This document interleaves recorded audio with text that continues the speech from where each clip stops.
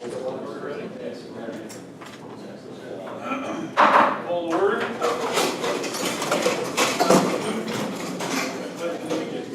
Flag of the United States of America, and to the republic for which it stands, one nation, under God, indivisible, with liberty and justice for all.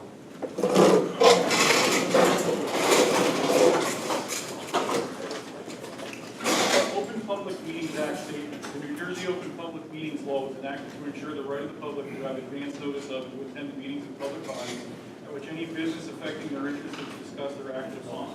In accordance with the provisions of the Act, the Board of Education has caused notice of this meeting to be published by having the date, time, and place thereof posted at the Augusta, Branchville, Lafayette, and Sussex post offices, and notice sent to the New Jersey Herald, the Star Ledger, and the Clerk of the boroughs of Branchville and Sussex and the townships of Frankfort, Lafayette, and Wantage. Mission statement. High Point Regional High School, in partnership with staff, family, and community, is dedicated to the quest for individual excellence. By fostering high standards of achievement, we prepare students to become responsible and productive members of a diverse society. Roll call. Mrs. Anderson? Here. Mr. Radcliffe is not here. Mr. Danner? Here. Mr. Dunn? Here. Mr. Miller is not here. Mr. Nelson? Here. Mr. Rowland? Here. Mr. Veely? Here. Mr. Vortke? Here.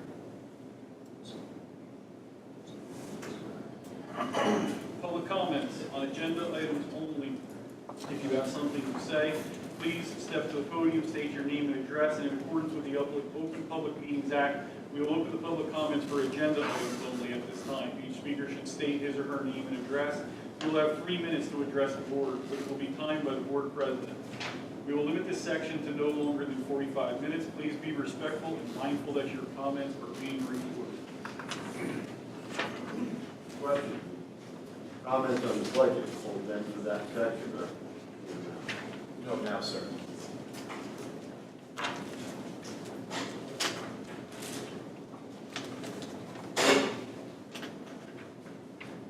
Go gather 98 Kimber Road, Wantage. I got information from over a comment or request. And information was presented at the Sussex Borough meeting. I thought there'd be information here, especially since I have one comment I received that the numbers might change, there's no information available here. One handout gave the compute cost is $20,517. I've seen you get this, and I believe incorrect. I'll come to that later. Another handout was backpack.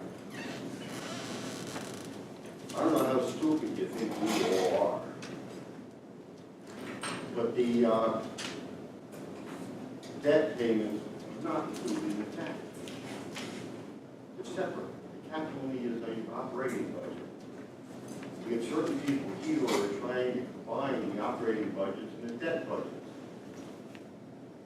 There's no tax decrease this year. There's $138,000 increase because it's the operating budget we look at.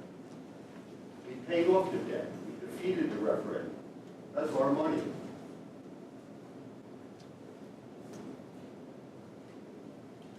I'd like to ask if somebody can explain this to me.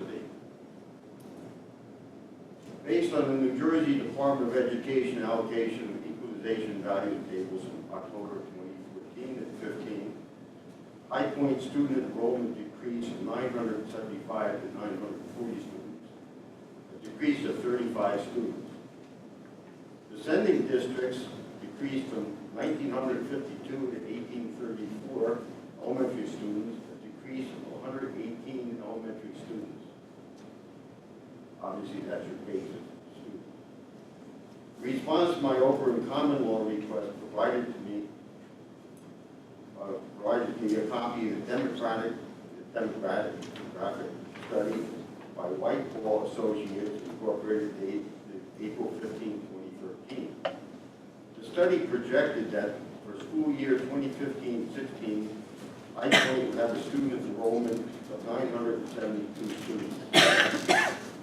That's 32 students above the 1940, the 940 number of the New Jersey Department of Education and for October 2015.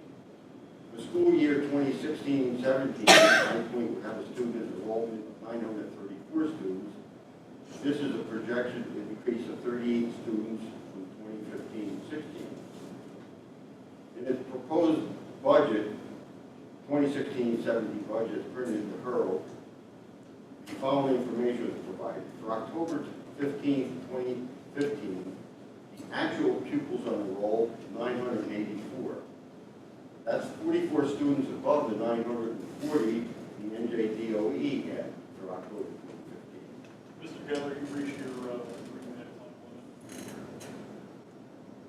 For October 16, the estimated roll was 1,014. That's an increase of 30 students. Basically, how are you going to get 30 more students when everybody's going down? It's fictitious. The estimated 1,014 student enrollment was then apparently used to calculate the alleged 1,176 reduction in per pupil cost. It appears obvious to me that someone must immediately go back and review and correct all these numbers. I believe the High Point must release the corrected information to the public and to the press. Thank you. Any other public comments on agenda items?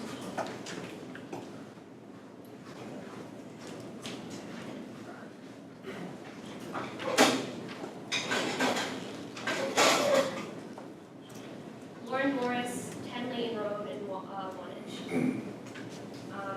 So today I'm here on behalf of Mr. Hennings, who's teaching. Excuse me. Unfortunately, these comments at this time are reserved for agenda items only. Later on in the agenda, it does give time for public comments on non-agenda items. It had said in the agenda that there was going to be a termination of a teacher, and of course it doesn't have the teacher name, so I wasn't. And we are also not at liberty to discuss names. People have rights, and unfortunately we're prohibited from discussing individuals or personnel items. However, should you like to comment, I believe that your information, however, is erroneous. If you would like to later on, please, you are certainly welcome to. All right, thank you. Any other public comments on agenda items? No?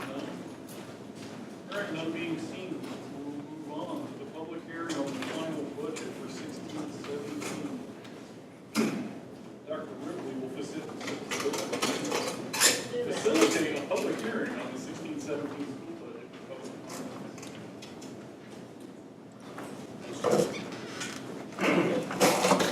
Very good.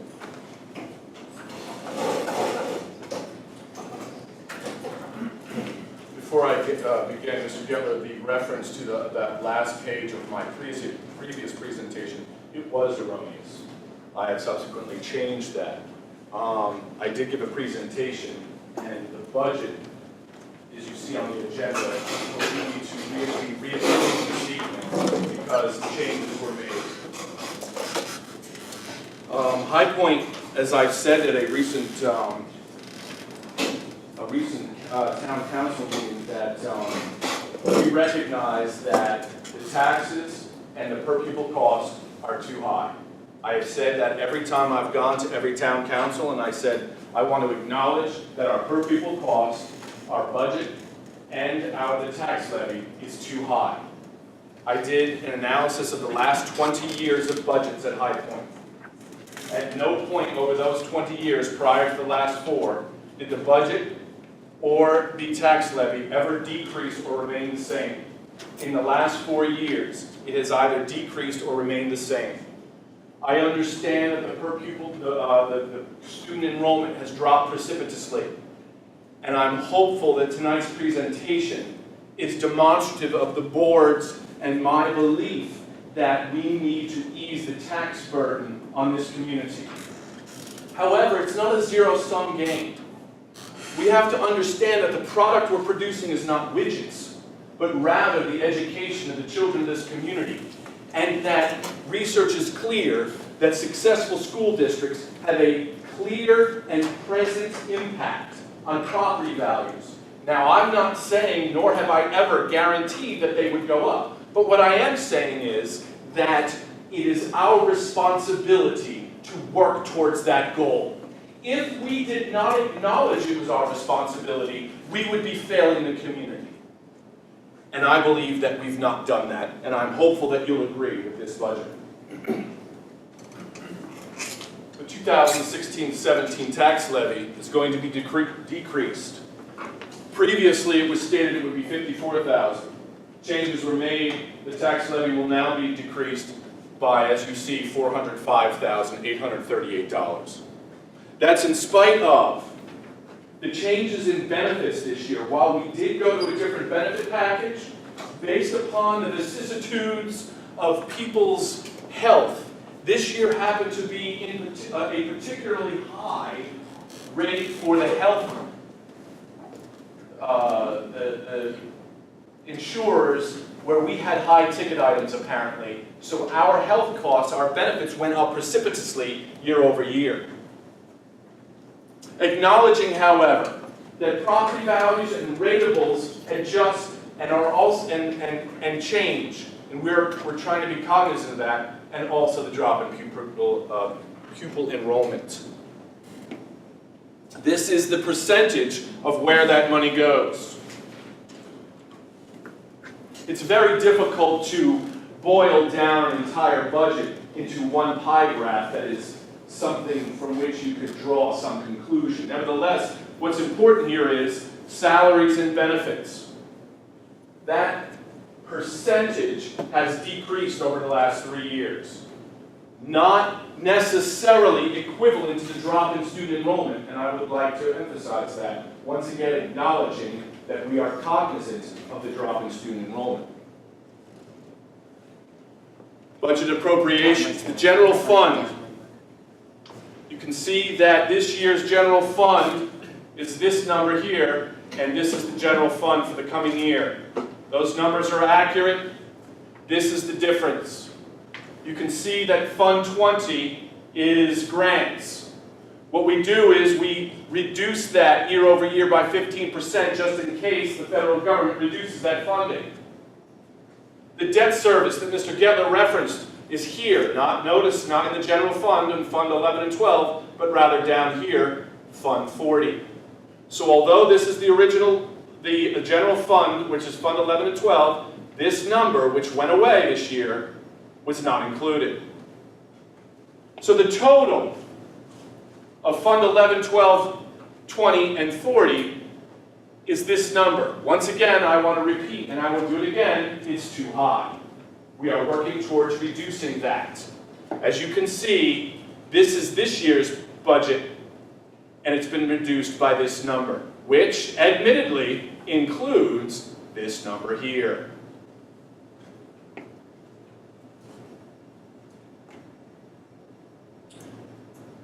The numbers down here are maintenance and capital reserve.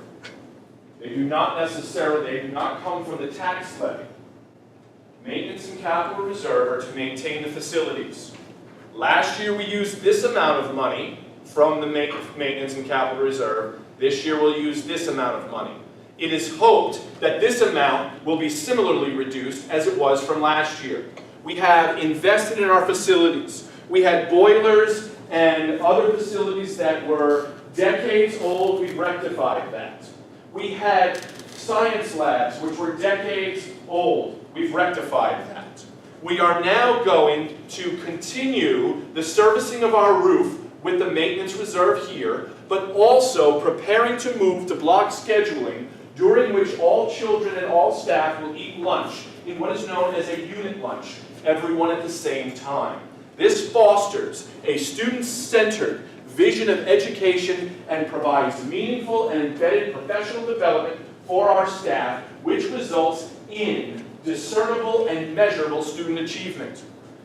Chatham High School, or Chatham School District, went from somewhere in the 20s or 30s to number 1. And the reason why Chatham stated they went to number 1 is because of the impact of moving to block schedule. It is a research-based practice, and it's what High Point's doing next year, and this is some of this money is earmarked to anticipate those changes. It is hoped, however, that the following year we will have updated everything, so this will be reduced. All right, these are the revenues. Obviously, this is the current year. This is what's coming. If you see the tax levy,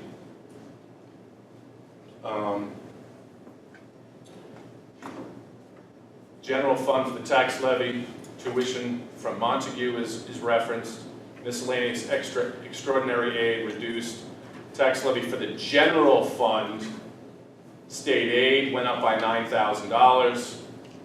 This is a special education funding, which remains static. Prior year purchase orders, right now we cannot anticipate that, so what we do is a reduction. Capital reserve and maintenance reserve I've just discussed. So we have as a subtotal, the general fund is reduced by 5.5% or 1.3 million. Now we go back to that, to special fund 20, debt service fund 40, and that brings us to a reduction of 1.55 million or 6.1% year over year of the total budgets, which, once again, includes the elimination of the $194,000, which was for debt service in the past. That went away last year. So included in this 1.55 million is that $194,000, which is no longer in existence because we've paid off the debt. So the $1.55 million we've reduced, negative 6.1%, does include that $194,000. And if you look at the tax levy, which is of seminal importance, we have reduced the tax levy by 2.6%. Once again, I'd like to reiterate, in the last 20 years, at no point prior to the last 4 has any tax levy or budget gone negative year over year. This is the share of the municipalities based upon the state's formula. Apparently, assessed value of all properties and tax base and number of students. If you can see, Branchville is losing 3, Frankfurt 1, Lafayette is losing a significant percentage. Sussex, not as much, but still. So what we're looking at here is Frankfurt and Wantage are losing very few children and will therefore clearly bear the weight of the tax burden, as you can see, particularly with assessed value. This is referencing the correct or misconception on that. Certainly. It's not based on the number of students, it's based on the ratio of the elementary to the high school students. Okay. And what's hitting Sussex Wantage this year is that the Wantage went down 100 and some elementary students, Sussex Borough went up 30. That made a tremendous shift in the ratio. I see. Thank you. So it's not the quantity, it's the ratio. Thank you. So if you could see, these are the capital and maintenance improvements about which I previously spoke. You can see the capital improvements, completion of a storage addition which will be placed on the west side of the west gym. We will purchase, as you can see, tables and chairs to prepare for the unit lunch about which I spoke, so that all the students in the building and the staff can eat lunch at the same time. And the maintenance project so as to maintain what we believe is arguably the nicest, most up-to-date, most aesthetically appealing, and most functional for students and the community. As we've stated from the beginning that we believe we're the community hub. We believe that it is the most up-to-date and best facility, at least in the county, if not more. We're also maintaining and servicing the roof, if you can see there as well.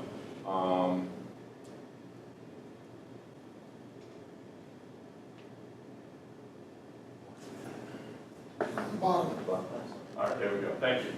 Thank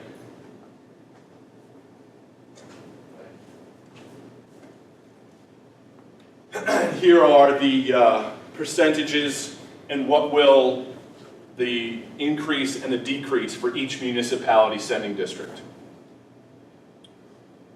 So Lafayette, Sussex, and Branchville will realize those losses, Frankfurt and Wantage, those gains. It is also, once again, I will reiterate, as I said to Sussex Town Council, that we anticipate being able to proportionally and appropriately maintain a staff that is proportionate to the student enrollment. Therefore, through attrition, we believe that we'll be able to further decrease the tax levy, the per pupil cost, and the overall general fund in the coming years. So we reduced the general fund by 6.1% and the tax levy by 2.6%. How come you don't have one of you up there? Because they're not included, sir. The tuition is in an earlier slide that it does include for revenue Montague tuition monies.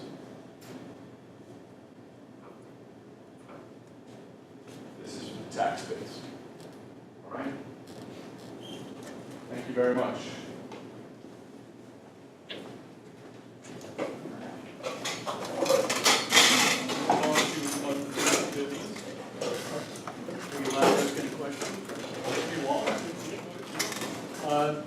It's not clear to me from the previous numbers that were presented back in March, how we got to the 1.5 million reduction. How is that accomplished? Or how is it? Okay, well, I'm sorry if I didn't make it more clear. The $194,000 the tax debt service is eliminated. We referenced up there that the capital and maintenance reserve allocations were reduced as well. We made staffing issues based upon need and was a retirement, and we did make some staffing decisions. So that means reduction in staff. We made staffing decisions, yes, sir. Reduction in staff. I just want to understand, because it's a pretty big number. And, There were non-renewals, yes. okay. But we're not going to discuss what those non-renewals are. I have discussed them. I discussed them at committee meetings. Thank you. Any other questions? Oh, yeah, just a technical question, maybe the business administrator could answer this, because I should know the answer to this, but the budget, this budget was advertised in the Herald on Friday. Was it this budget that was advertised? No. We had to advertise the approved budget by the county, which was the tentative budget that was approved by the board. We're not allowed to make any changes until tonight at a public hearing. Then tomorrow we will resubmit it to the county for their approval, reapproval. Okay, and I come from a background where legal advertisements are required to be in the newspaper like 10 days before the meeting. There's no similar requirement for the school budget? There is a period that the state sets the budget that we advertise within that period, and we advertise our budget within that period. Okay, but there's no time frame like 10 days before the meeting at which is to be adopted? I mean, it could be like the day of the meeting, it could be advertised? Yes, it can. Okay. Thank you. I would just like to remind the board and the public that, again, in the last 20 years, there have been no similar or any reductions to either the tax levy or the general fund. I would like to reiterate that a percentage of 6.1% was removed from the general fund and in excess of $400,000 from the tax levy. I have spoken to this board and this community over the last 4 years and repeatedly stated that one of our major goals is to reduce costs. I believe that we have demonstrated, and I have demonstrated that we have done so. And I have given the board evidence of that relative to the last 20 years of High Point budgets. I think that this board and this community, although understanding once again that those numbers still need to continue to come down, should see that we are demonstrating fiscal responsibility through such reductions as was discussed this evening. 6.1% general fund, 2.6% tax levy. I think that's something about which the board should be very proud. Can we comment on that? Not Re-enrollment's increasing, you don't cut your right now, budget. do we have any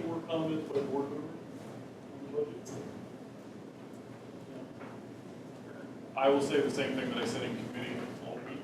Good work on the part of everyone, especially Dr. Ripken. We will move on to unfinished business, which we actually have tonight. Number one, be it resolved that the Board of Education approve the sidebar agreement between the High Point Regional High School Board of Education and the High Point Education Association dated April 27, 2016, attachment 8-1. Seeking the motion. So moved. Second. Any discussion? Roll call. Mr. Rowland? Yes. Mrs. Anderson? Abstain. Mr. Danner? Yes. Mr. Dunn? Yes. Mr. Voight-Kill? Yes. Mr. Nelson?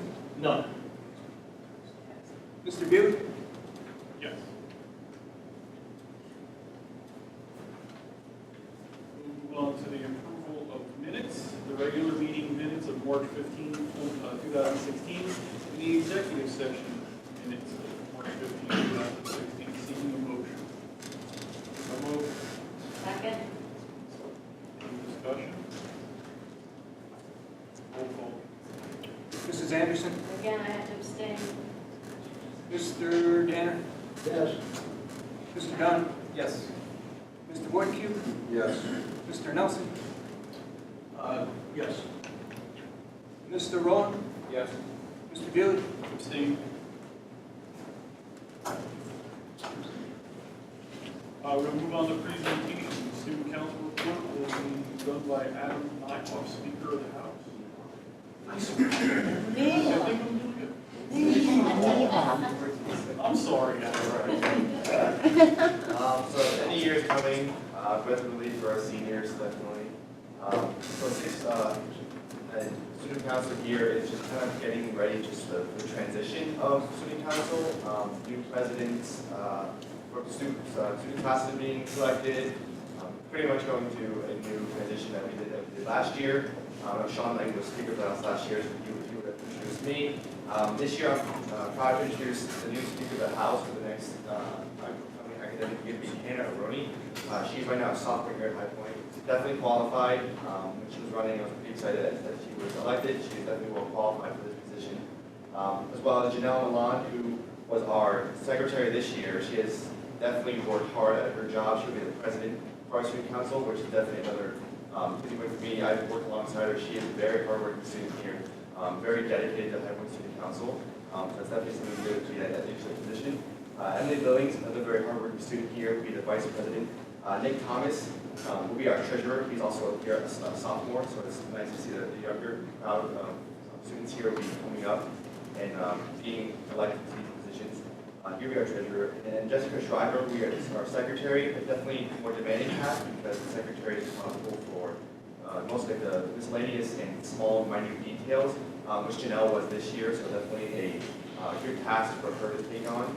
And definitely looking at this list, you definitely have qualified students here to assume these roles and positions. So it's going to be another successful, hopefully successful year as this year for student council. Hopefully see better things in the future as well.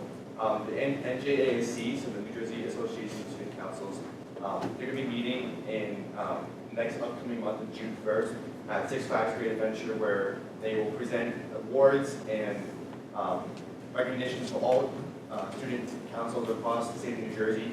High Point has been recognized here many times. If you look in our office, we have many awards there for the recognition and the fundraisers that we have done. So something nice that High Point to be represented there. And just for other senior events as well that High Point is just running and supporting, the Mr. High Point contest will be coming up. This is kind of like a talent show and a kind of like a show that any guy, any male at High Point can just kind of do and have fun with. It's more like a fun time, kind of like a joke, joking around, like usually a funny talent that they'll do. So I believe there are, I think, over 8 candidates for that. Tickets for that will be coming out. I'm pretty sure it's coming up in May. $5 for those tickets for the Mr. High Point contest. So I know some of the kids who are running. It should be a lot of fun. I'll definitely be attending. So something that High Point Student Council would be proud of is just to be running another fundraiser, just getting ready for the end of the year, as well as all the senior events that are coming up, the various events with the award dinners, senior formal, and just the other senior trips that are coming up. that the seniors are looking forward to, I guess, just looking for to end their education here at High Point. Definitely a lot of memories here. So I just want to thank you and the board just for providing an environment that the teachers here, the staff here, that has been an amazing impact in my life, just speaking for the various students here.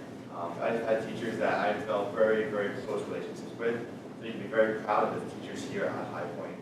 They have very dedicated staff here. They've changed my life. They've definitely guided me throughout my college decision making, which is still in the process. So, I mean, every day I talk to them about the future of me as well as other students here. So you're definitely proud of the staff that you have, you can be proud of and attainable to here at High Point, as well as the students here who are dedicated to work hard in the senior class here. That we're looking back, looking forward to the future, but however, definitely thanking the staff, students, administrators here tonight for their hard work, dedication to never really give up on these students and to really make sure that they're having a very good education here, which definitely has been improving over these past years. Thank you. Thank you, Adam.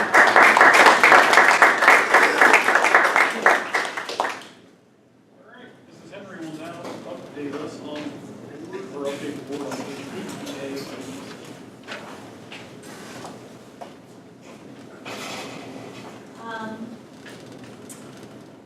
I have a lot here, so I tried to cross some out, because I too am very proud of the staff here at High Point Regional and of the students here. The students make it really easy for us to do our jobs. And I thank you for making it easy for us to do our jobs. I think that should.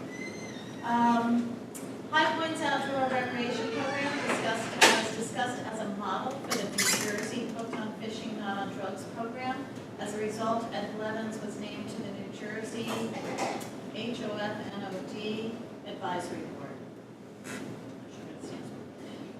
Ed Blevins has been invited to present at the College of St. Elizabeth's Elizabethan Education Association Conference in April. He'll be presenting an effective school interventions for youth with behavioral and emotional disorders.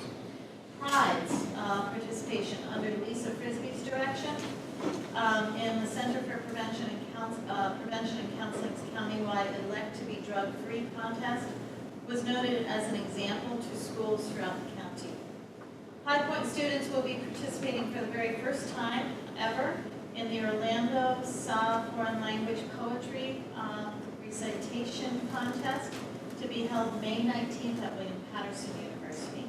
Students at the beginner, intermediate, advanced, and native levels will recite poetry in Spanish, Italian, German, ESL, and students, ESL students are participating as well. Let's skip that one for now. On Wednesday, March 16th, High Point's Pass It Along students, under my direction actually, hosted 147 preschool children, along with 33 adult chaperones from Irvington, New Jersey. This is part of an exchange program we've been trying to start with inner city school for years now. The children are from Augusta Preschool, where we visited during the holidays and dispensed gifts and read books and sang together. But that's not Augusta, New Jersey. Not at all, right? That's an important point to make, because when I read Right. the email, I thought, where is that place? That's that children's room on 2 No, New York. The children each had a teenage buddy when they came up to High Point Regional through their day filled with activities. They saw a preview of the spring musical, experienced arts and crafts, chorus, media, science fair, which was a huge hit under Aaron Baker's direction, and story time, where some of our students acted out the characters. There are numerous staff members who helped out. I want to thank all of them. And Mr. Talamay graciously ordered pizzas for everyone, all the teenage participants, all the adults, all the children. The school was just overcome by little ones that day. And Mr. Carlson and Mr. Talamay really worked hard to accommodate the late arrival of 147 preschoolers, as did Mr. Carty. On to another issue. Christopher Borak and Kira Bazell, 2 seniors in Heather Strout's creative writing class, had their original poetry selected for the State Teen Arts Festival happening in June in Ocean County Community College. From Teresa Hardy and Jory Martin on Saturday, April 9th, Hannah Orr and Samantha Beatty auditioned at Columbia High School in Maplewood and were selected to all-state chorus. This is a top honors choir in the state. Over 1,100 choir students in New Jersey took part in the audition process. In the fall, Hannah will perform as part of the all-state mixed chorus in Atlantic City and NJ Hack in February. Samantha will perform in East Brunswick as part of an all-state treble chorus. Senior actors and theater arts for honor students, Katie Peters, Isaiah Palovitz, Julia Richards will be featured, I just know him as Isaiah, will be featured senior directors at this year's Evening of 1X, which will take place late May. Katie, Isaiah, and Julia selected the plays, held auditions, and are presently in rehearsal programs. To kick off Earth Week, the environmental science classes of Aaron Bakers did a campus cleanup. They cleaned up a ton of trash out in the woods and around the athletic fields. They pulled out old tailpipes, tires, hairbrushes, shoes. The classes sorted through 2 huge bags of recyclables and trash to make sure they were properly disposed of. The math department met with Dr. Eric Malou, who's highly respected in the math world, for some professional development. The math department said overall he was fantastic. He helped them with great ideas for the block scheduling that we're going into next year. On a staff note, as a group, Brian Fuhrer and Mel Latrenta put together a staff trip, and they had 52 people going to New York to see Jersey Boys. They put in their own money to make the trip happen, bought tickets, got the bus. Denise Wilson helped by baking and organizing. Christina DiMatteo also helped. There were secretaries, janitorial staff, retirees, new business administrator, everything was, and a lot of staff members, teachers. And I think that's a great thing to bring the community together. We haven't done anything like that in a really, really long time. I'm almost there. Art department. There's a lot here. I'll give you just a couple. Ms. Meyer's sculptural artwork was selected for a show at the Sally D. Francisco Exhibition Gallery in Layton, New Jersey, on exhibit until May 15th. She was one of 54 artists from across the country who were invited to participate in the show. Aaron also collaborated with Carolyn Acker, English teacher, and Lisa Hodgins, art teacher, on a cross-curricular art and literacy project called Facing Racism through the Center for Change in Lincroft, New Jersey.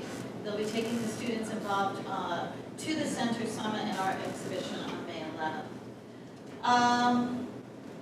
There was also a great trip down to DC, sponsored by Carolyn Acker and Lisa Hodgins. It was cross-curricular, brought art, history, English, public speaking students together. They attended the Holocaust Museum, had a private session with a Holocaust survivor. Our students were excellent. I heard about them, that they were tremendous. They asked insightful questions. They attended the museum, toured monuments, different groups explored various museums on the mall. Sherry Wesa hosted an event with her Abogados group. I did not take Spanish. Club members will be were taught the other day, last week, the faculty how to speak Spanish. And the child study team, Margie Havens, Marie Sullivan, Andrew Murray, Kira Labisi, Jacqueline Rivera, held a parent information center session at High Point in March to assist parents in planning transition services for students with special needs following their high school careers. Representatives from community support organizations presented information to the students and addressed questions. And lastly, I have a thank you to you from Jill Schaefer. A thank you to the Board of Education for approving the field trip to see Romeo and Juliet on April 22nd, just last week. Jill organized the trip for 180 freshmen and select juniors to visit the Pax Amicus Theater in Bud Lake. All freshman English teachers attended, as well as other chaperones. They had lunch by the lake during intermission, behaved perfectly, and the director and cast complimented the students' exceptional behavior. And an email sent to Ms. Schaefer by the Special Education Denise Wilson says it all. I just want to thank you again for organizing the trip to see the play, Romeo and Juliet. It's my first experience taking my students, and their faces were priceless. They were just mesmerized throughout the whole performance. And I was told by one of the teachers that chaperoned the trip that in his, the person of the theater in his 23 years, ours were the best behaved students, and such a pleasure to have at the performance. Thank you. All right, the principal's report. Tell me, what they report and next activity. Correct. Thank you.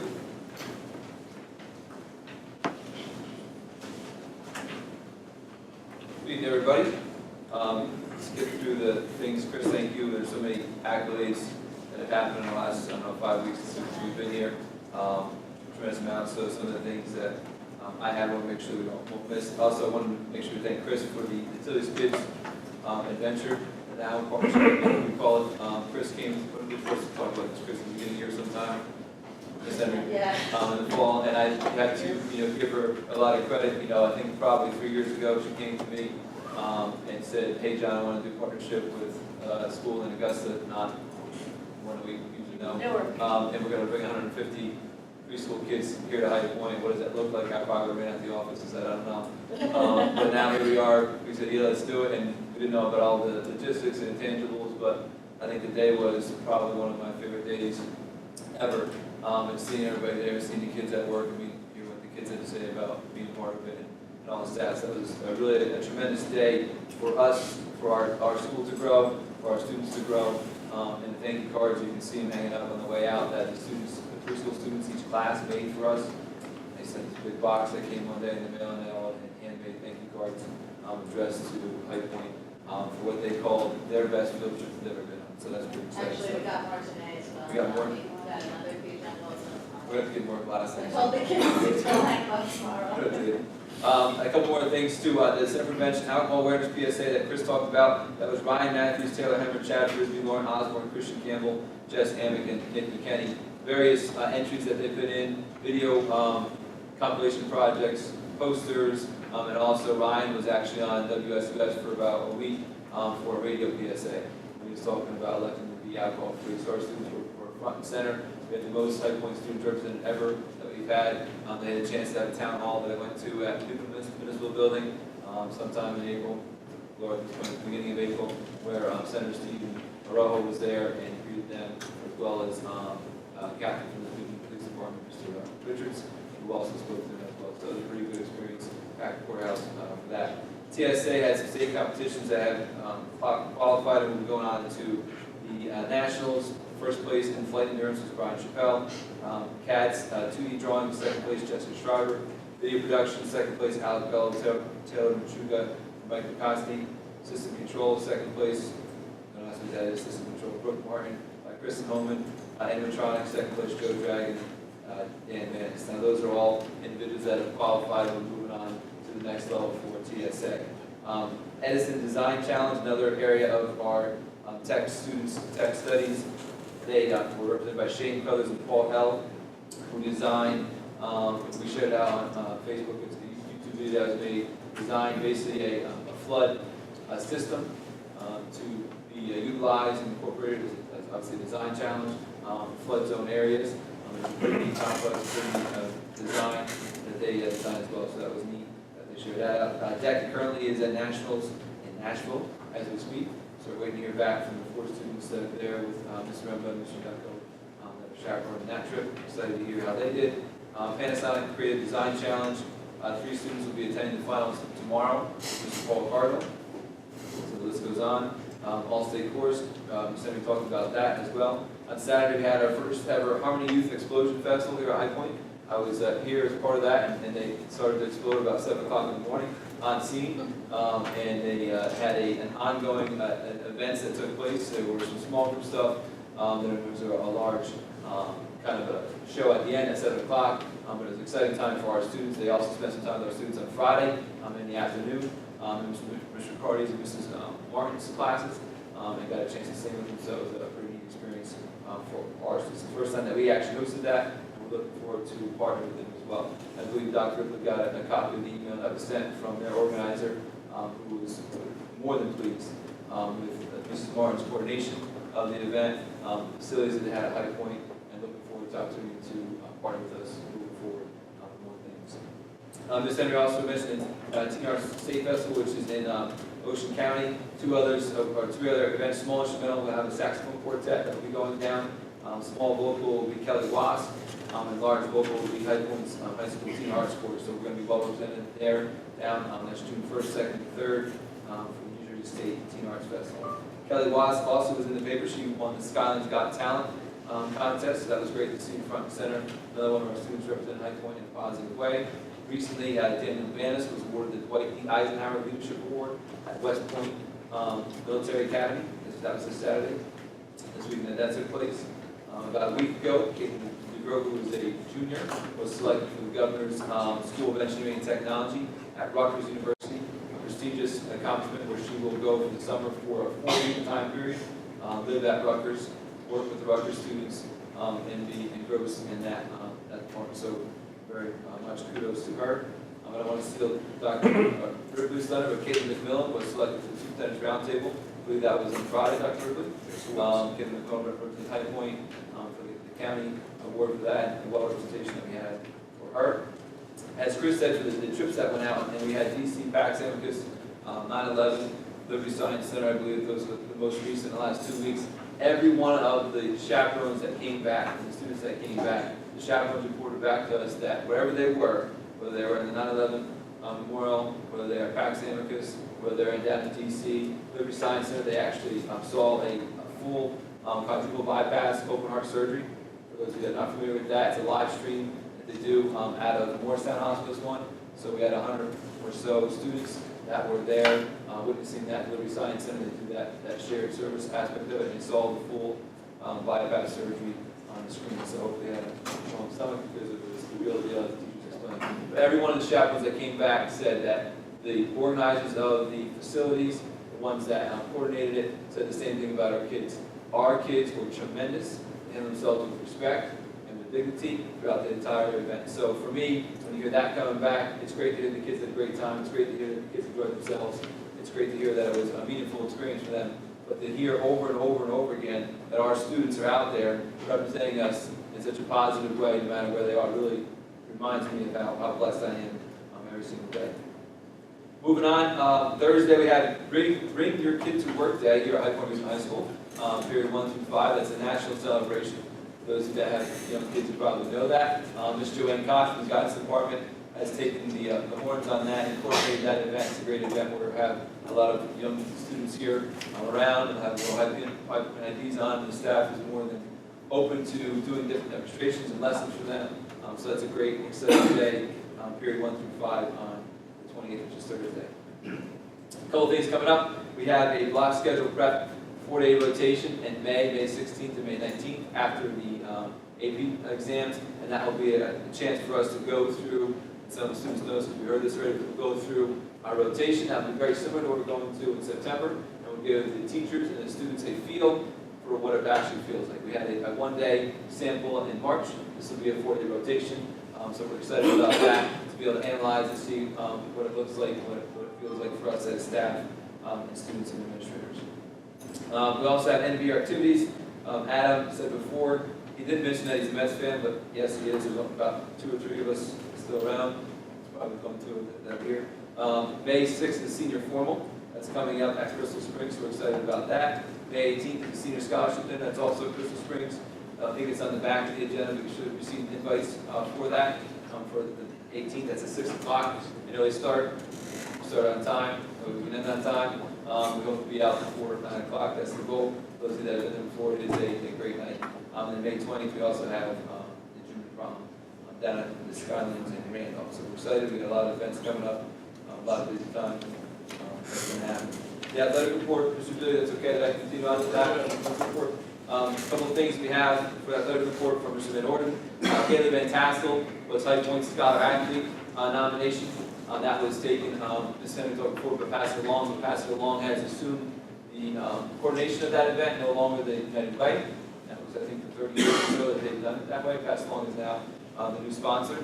Kaylee Van Tassel represented us very well at the event. It was a very nice event at Promo Farms, and a lot to be proud of again for how Kaylee handled herself and engage with the other students as well as. Could I interrupt you about that? Sure. Yeah. And I may be the only one here that sees a problem with what has happened with the Scholar Athlete program. My understanding is they did not pick a county Scholar Athlete. Yes, sir, it's true. That this year was the first year that happened, yeah.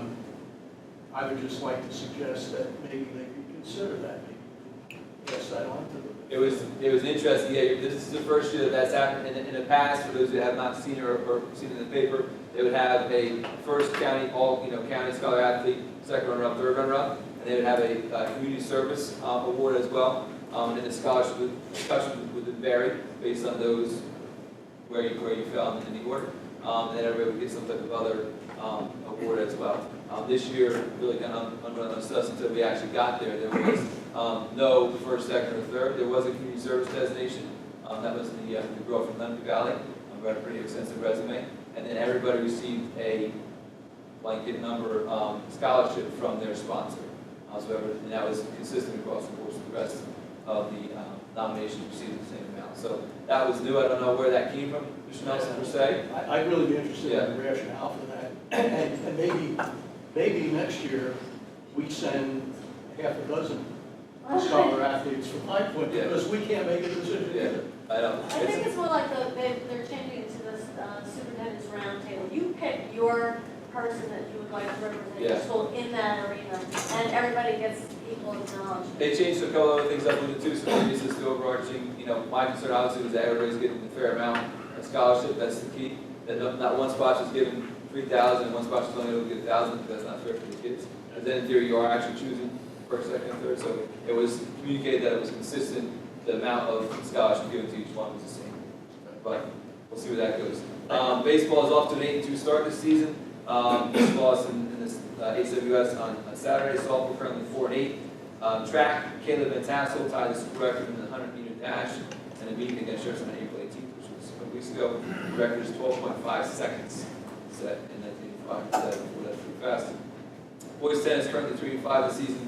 Paxton Haggerty advanced to the semifinals in the HWS tournament this past weekend as well. Golf currently 2-4 this season. Lacrosse girls team is currently 3-4 this season. The boys team seeking their first win this season. They dropped the post one last Friday to Parsippany High School. Played very well for the first half yesterday against a Park Regional School as well. Athletes of the week to finish up. A week of 418 was Caleb Tassel for girls track. Boys with Billy Kerwin for baseball. Week of 425 was Emma College for girls lacrosse. Boys is Kyle McCann for boys track. That wraps up both sports. I can go on for another 3 pages about student activities, but I know everybody's got things to do with it. Any questions? It is impressive. It's crazy, crazy month of it, crazy month. Did you go that far? I'm sorry, please do. Look, I wrote it so fast. So now hear from Mr. Campbell about curriculum instruction and technology. You will update us on those items. Like every other subject, there's a lot going on, so I'll try and be quick because I have a lot of things I want to mention. It's almost over. We have 1 day of official makeups and then some stragglers that we'll be chasing down. Park was not easy. I have to give major support and credit to our staff. Students become stressed and anxious with the standardized testing. Not all of them, but many of them. They look to their teachers for support and reassurance.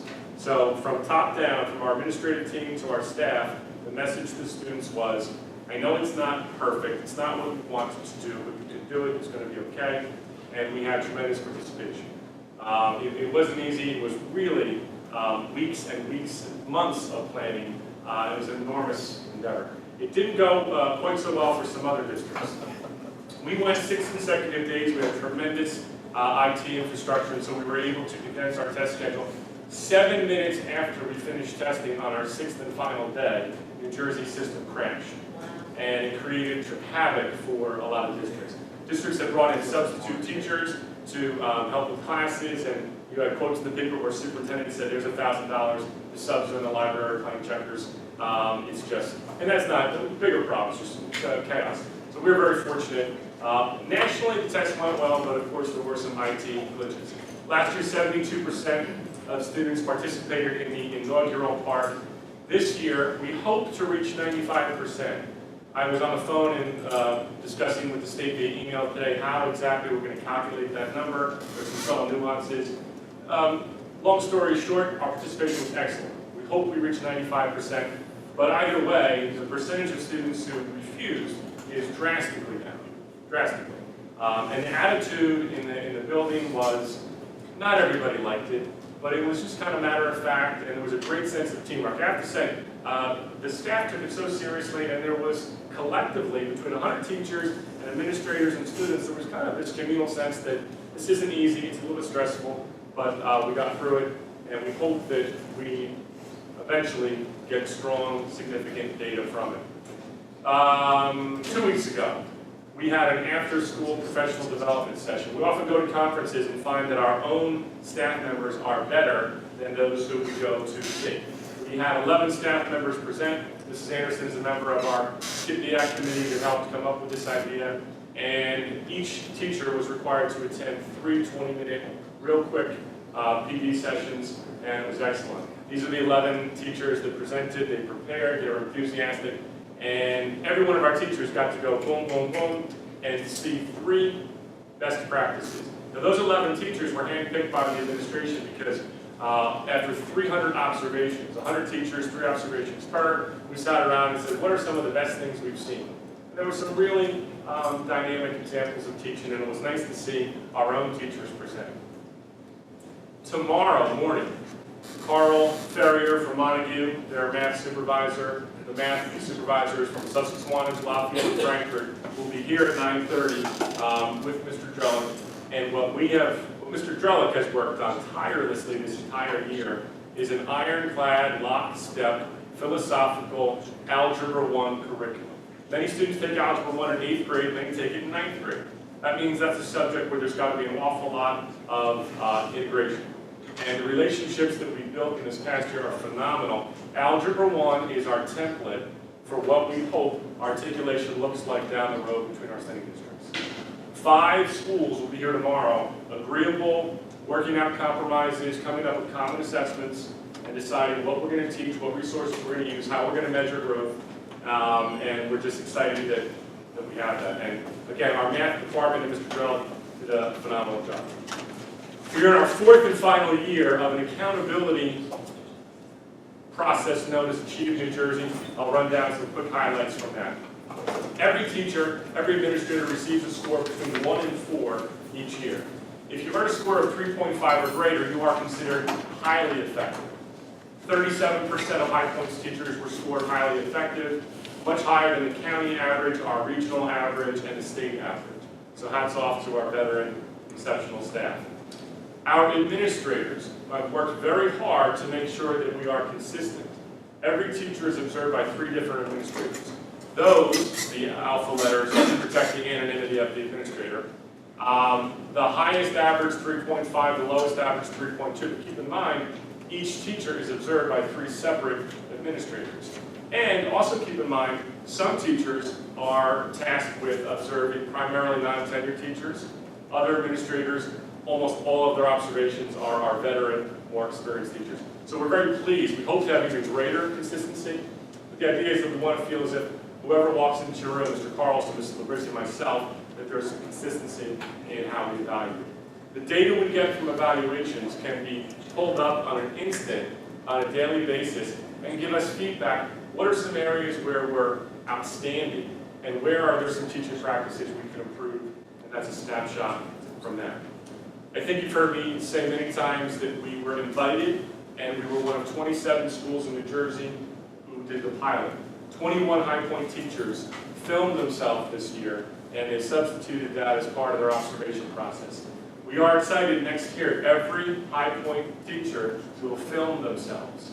We haven't worked out the exact details of which observation that will replace, but tenured, non-tenured, the entire staff will use film a minimum of 1 time, and hopefully that creates a dialogue about watching yourself and self-assessment. And it's spread to the classroom. One of the teachers I invited to our next ed camp, Mrs. Corey Leola, her public speaking class, she had the students give a speech. They filmed them in class. She gave the student the tape, or they streamed it on YouTube and said, now score yourself, critique yourself, come back with your improvements.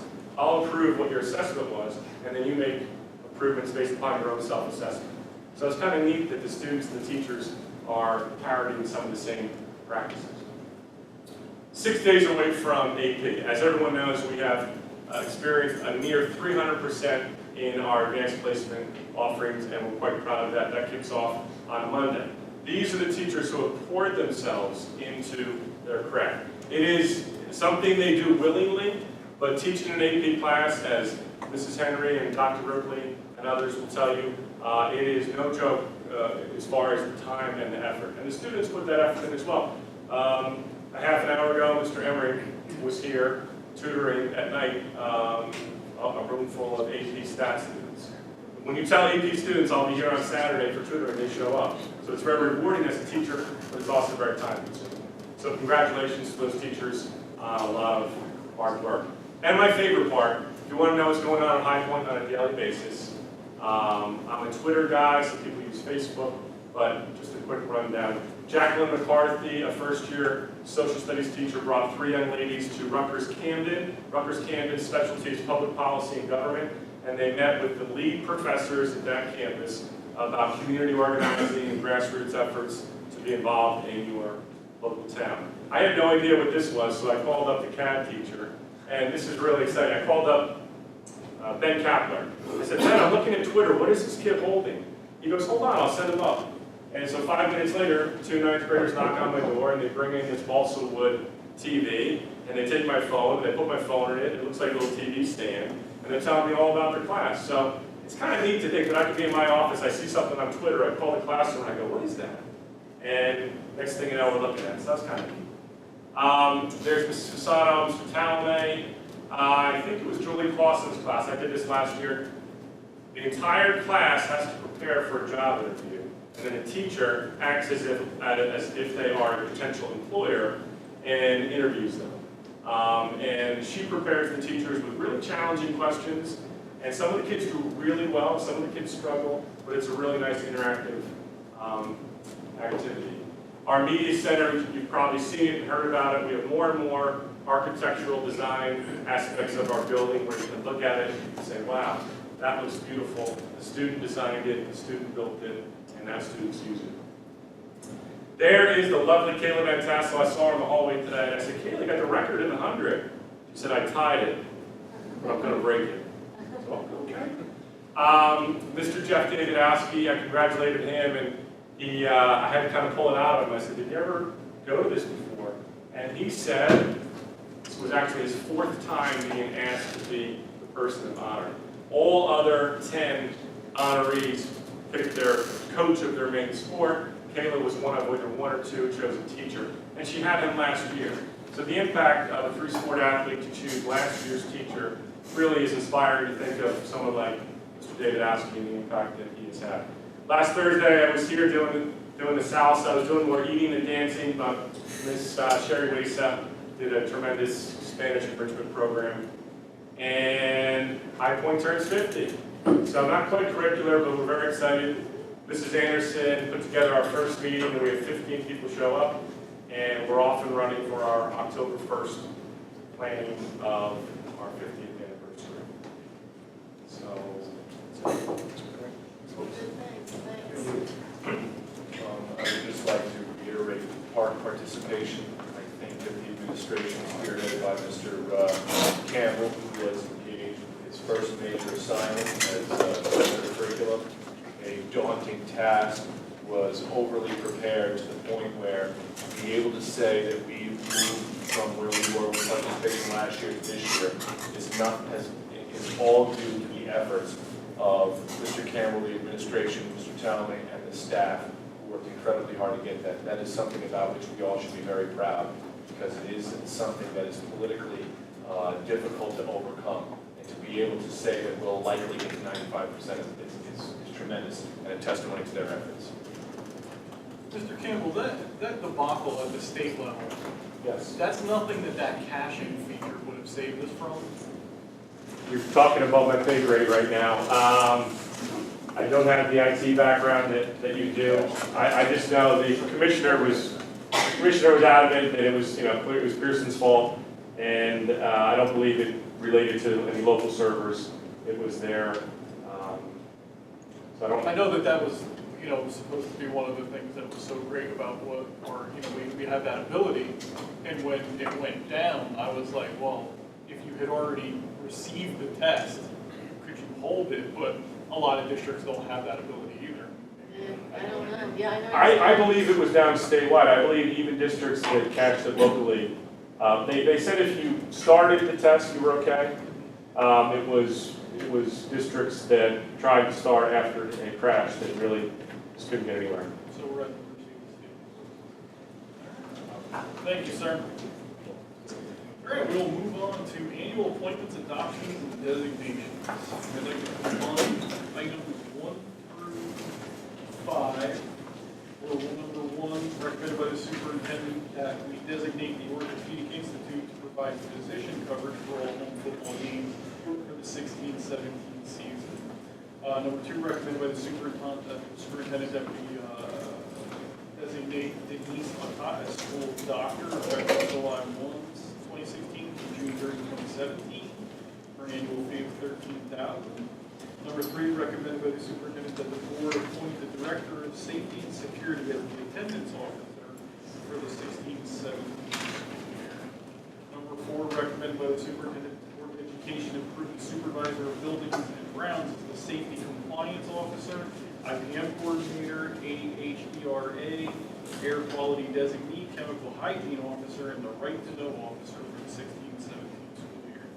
And number 5, recommended by the superintendent that the board of ed recognize the High Point Regional High School Wildcat Booster Club. So moved. Second. Any discussion on items 1 through 5? Item 1, just for clarification, that's a no-cost item. It is no cost. I had to reread that. That's impressive. All right. Roll call. Mr. Danner? Yes. Mr. Dunn? Yes. Mr. Woodcue? Yes. Mr. Miller? Yes. Mr. Nelson? Yes. Mr. Rowland? Yes. Mrs. Anderson? Yes. Mr. Beely? Yes. All right. Number 6, recommended by the superintendent that the Board of Education approve the collection and maintenance of student records according to 6A 32-7.3. Seeking a motion. So moved. Second. Any discussion on 6? Roll call. Mr. Dunn? Yes. Mr. Woodcue? Yes. Mr. Miller? Yes. Mr. Nelson? Yes. Mr. Rowland? Yes. Mrs. Anderson? Yes.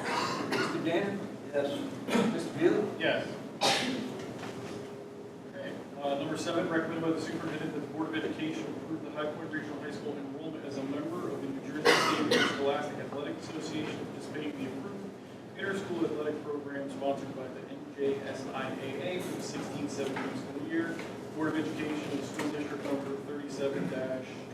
37-2165, County of Sussex, State of New Jersey, as provided for in Chapter 172, Laws 1979, NJSA 18A 11-3.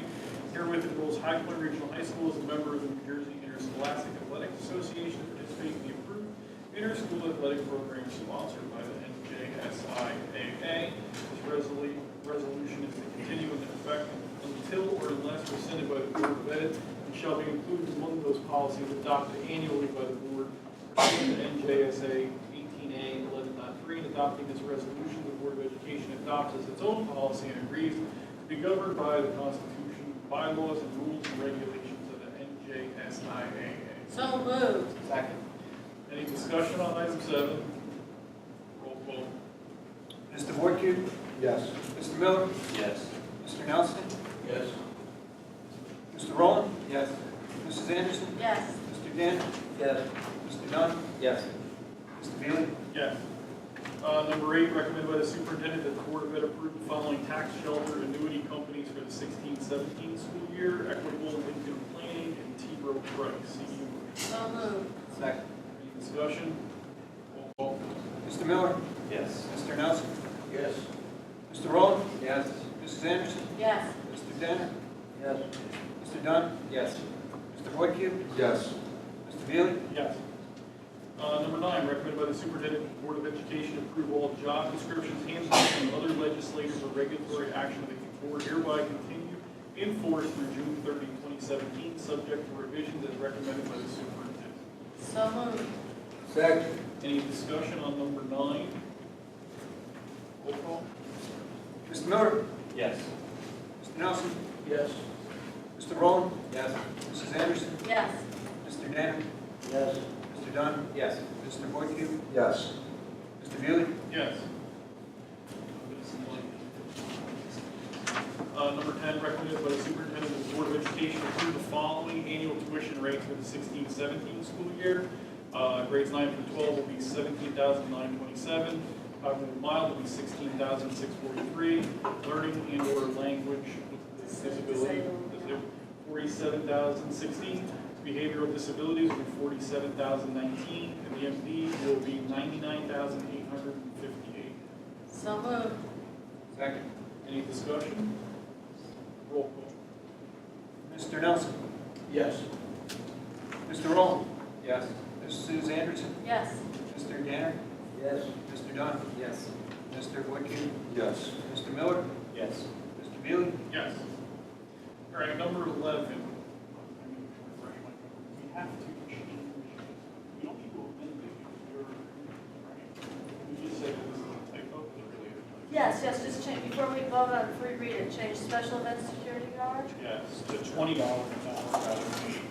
Typo on the agenda. But this was approved in In October, we approved the rate of pay for special event security guard at $20. This is, all of these are an attempt to come into compliance and transparency regulations. And so what we did was we approved it again, and it was supposed to have been written as $20. All right, so number 11. It is recommended by the superintendent that the Board of Education approve the following substitute pay rates for the 16-17 school year. Substitute A will be $10 an hour, substitute bus driver will be $20 an hour, substitute custodian will be $11 an hour, $12 an hour after 40 days within one school year, substitute secretary will be $11 an hour, the substitute nurse will be $20 an hour, substitute security guard hall monitor will be $12 an hour. The special event security guard typo will read $20 an hour.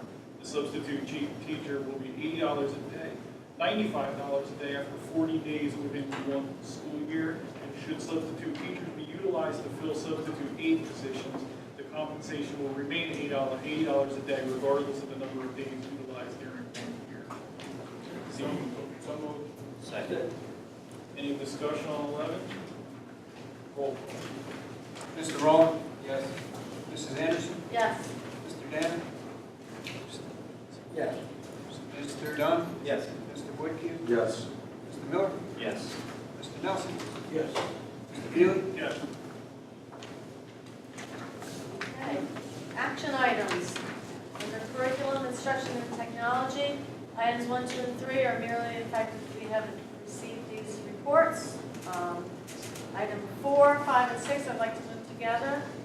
The recommendation that we approve the harassment, intimidation, and bullying report for the period of March 15th to April 26th.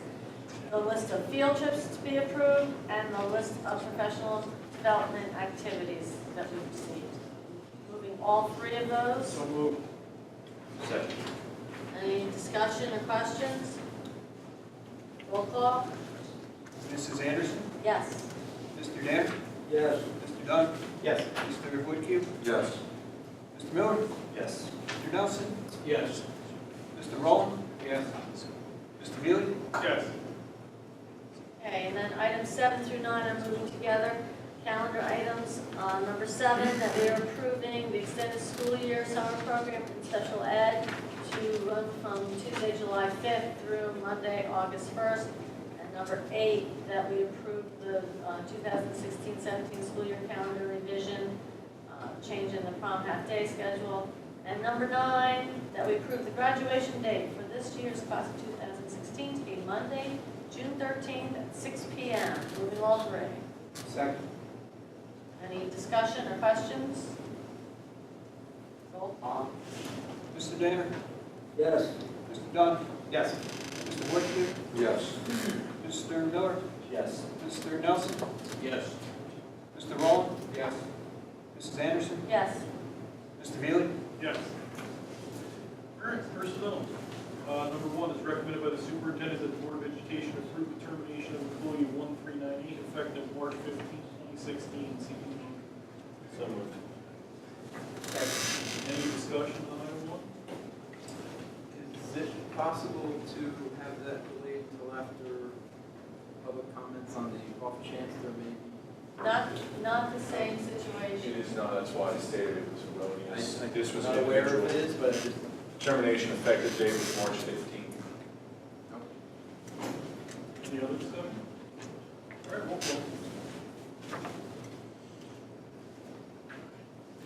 Mr. Dunn. Yes. Mr. Voight-Cube. Yes. Mr. Miller. Yes. Mr. Nelson. Yes. Mr. Rowland. Yes. Mrs. Anderson. Yes. Mr. Danner. Yes. Mr. Mealy. Yes. All right, I'd like to combine items 2 through 4, where number 2 being recommended by the superintendent that the Board of Education accept with regret the resignation of Sherry Wasa, teacher of Spanish, effective June 30th, 2016. Number 3, recommended by the superintendent that the Board of Ed accept with regret the resignation of Thomas Duff as network manager, effective April 5, 2016. Number 4, recommended by the superintendent that the Board of Ed accept with regret the retirement notification of Gail Cerruti, teacher of mathematics, effective June 30th, 2016. So moved. Second. Any discussion? Yes, I'd like to say something about these resignations. Although Tom Stuff was here as a short timer, and I'm sorry that he had personal reasons he had to leave. Sherry's been here for just, this is only her second year. She's done some really fun and wonderful things at school. She's really an energy in our foreign language, our world language department. She's the person who put together that cool Spanish cultural day where you were eating salsa instead of dancing salsa. But we're going to miss her, but she's going on to get her doctorate, and I think that's excellent. Gail Cerruti has been here for 24 years. 24. She's been a stalwart in the math department. She has worked hard, tirelessly to cram math down the throats of those students who really were not that interested, and she did a fine job of it. She would talk about the fact that she'd be in the parking lot at A&P, and the kids would come up to her after they graduated and say, "Oh, Miss Rudy, I'm sorry I was such a pain in the neck in your class. You really did a good job with me.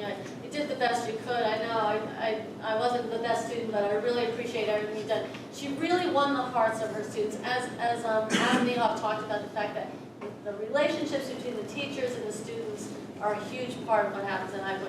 And Gail, you just don't know it because she's up there teaching math, and it seems so dry and boring to us, but the relationships are there. They're there and they're strong, and we're going to miss her in that. And she's also did a lot of extracurricular stuff too.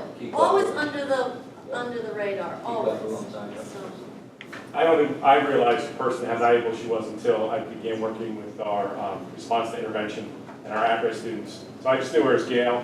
Now, she's one of the most valuable members of our staff and will be hard to replace. So she's a miracle worker with some of our challenge kids. the kids don't really love it, and So it is. she treats them with respect, but she says, "I don't care if you don't love this, you're going to learn how to do this," and they come through, and it's amazing what she's able to do with our students, and she loves them. She loves them. She's been doing that, love students every day, all the time, since she showed up. So we are going to miss her. So make sure you click on the link, Gail, and look at this tomorrow. I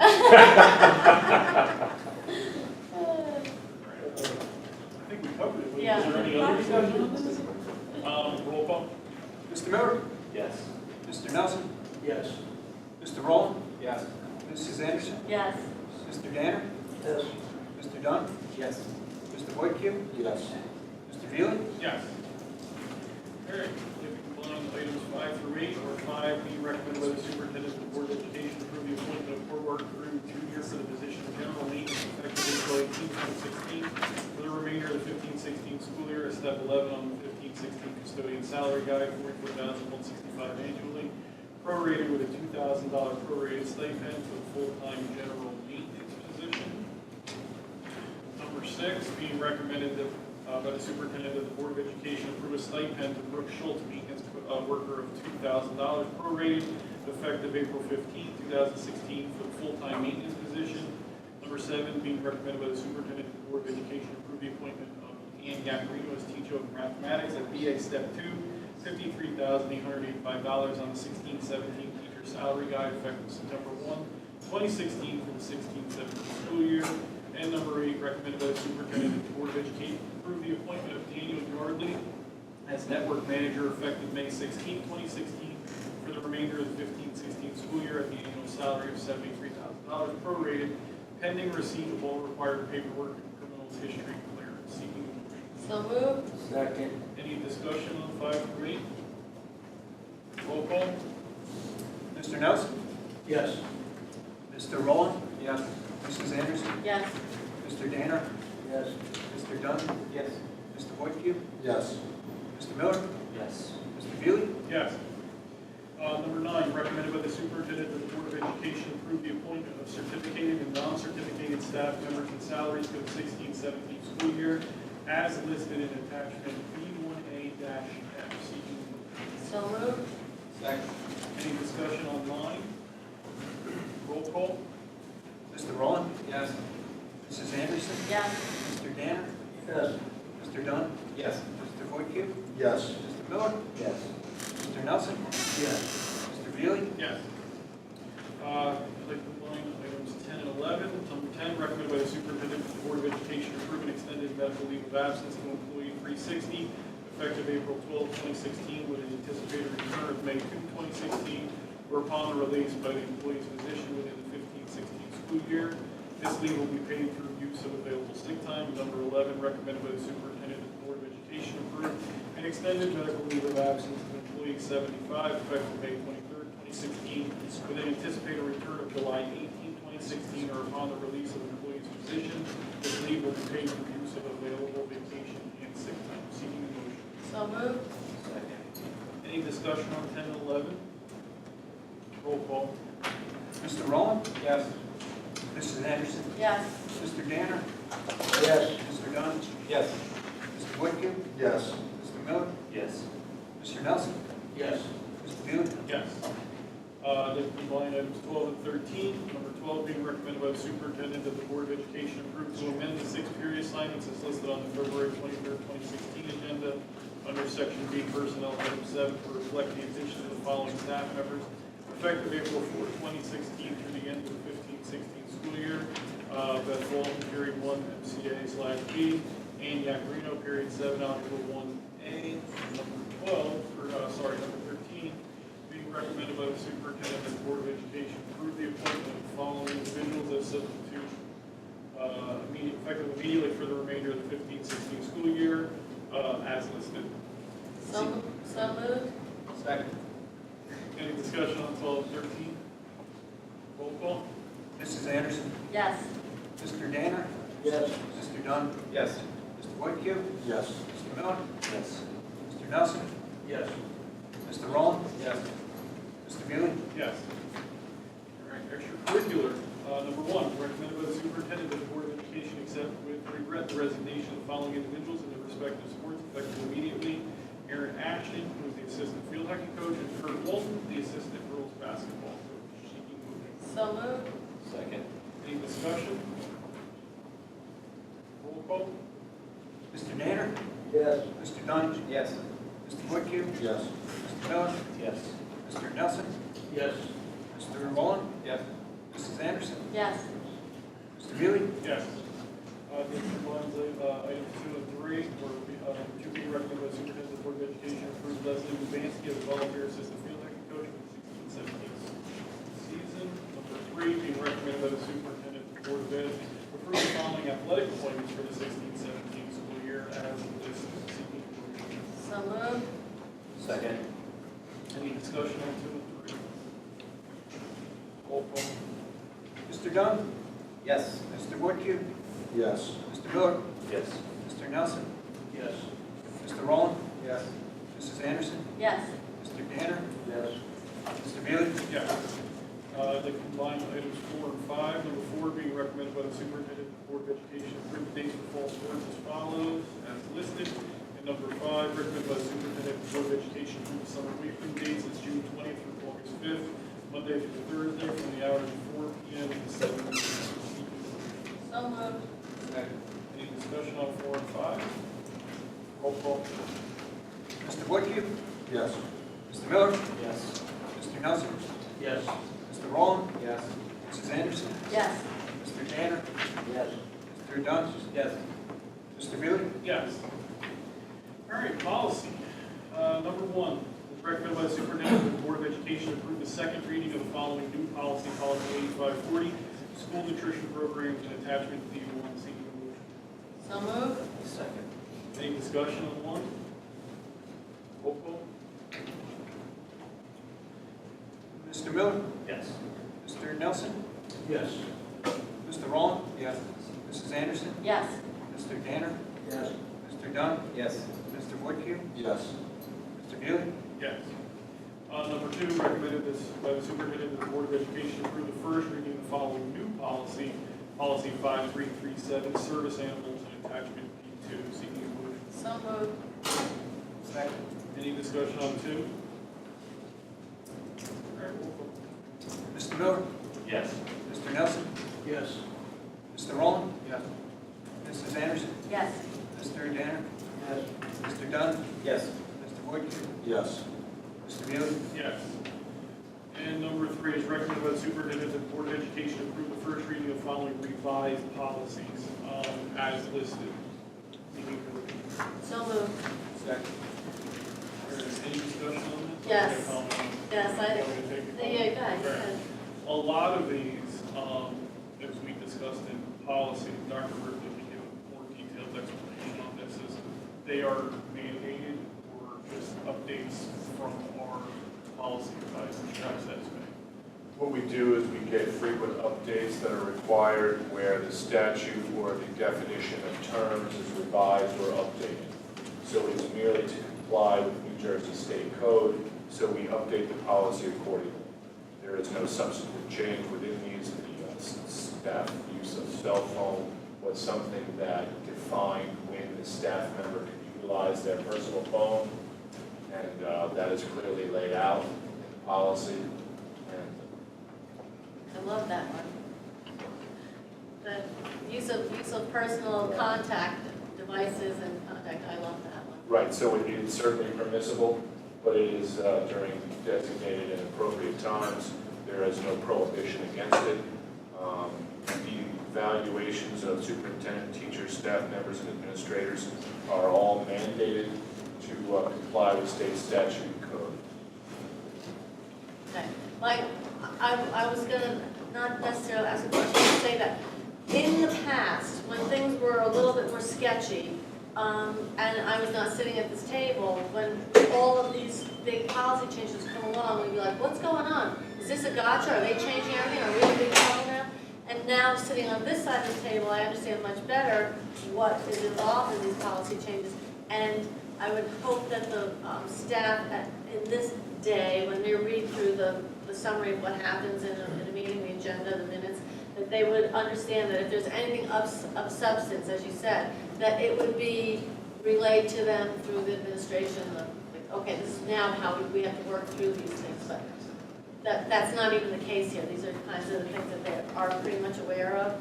After the board approves any updated policies, a letter comes from my office to the relevant parties that it affects and explaining that which was approved Okay. and changes that were made. Okay.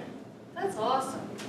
And Thank I you would, for that. I would also bring up that I believe that should there be any suspicion or concern among the staff, I would hope that, and I would expect that they would bring it to the attention of the Board of Education. Thank you. Any other discussion? Lengthy list of revised policy. Good. Roll call. Mr. Rowland? Yes. Mrs. Anderson? Yes. Mr. Tanner? Yes. Mr. Dunn? Yes. Mr. Woodview? Yes. Mr. Miller? Yes. Mr. Nelson? Yes. Mr. Bailey? Yes. All right, negotiations. We have no negotiations items before us. Buildings and grounds. I'll take this, Mr. Roll. Buildings and grounds, number one, recommended that the board approve Weatherproofing Technology, Inc., Beechwood, Ohio, for roofing services in the amount of $398,000. WTI is a New Jersey State approved co-op. I guess that's their license number 65 MCES CCPS. Monies for this service is under the approved maintenance reserve account for the calendar year. This is in addition to the work approved in June 2015 will allow for completion of the plan repair. Seeking a motion. So moved. Any discussion on item 1? It's just a continuation of those two. Yes, yes. And we will, and part of the budget presentation represent phase 3. Okay. Any other discussion? Roll call. Mrs. Anderson? Yes. Mr. Danner? Yes. Mr. Dunn? Yes. Mr. Woodview? Yes. Mr. Miller? Yes. Mr. Nelson? Yes. Mr. Rowland? Yes. Mr. Veely? Yes.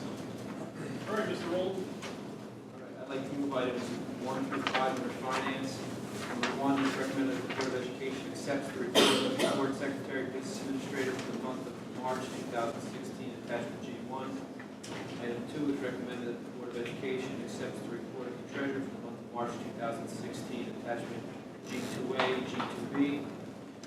Item 3, it's recommended that the Board approves the report of transfers for the month of March 2016, attachment G3.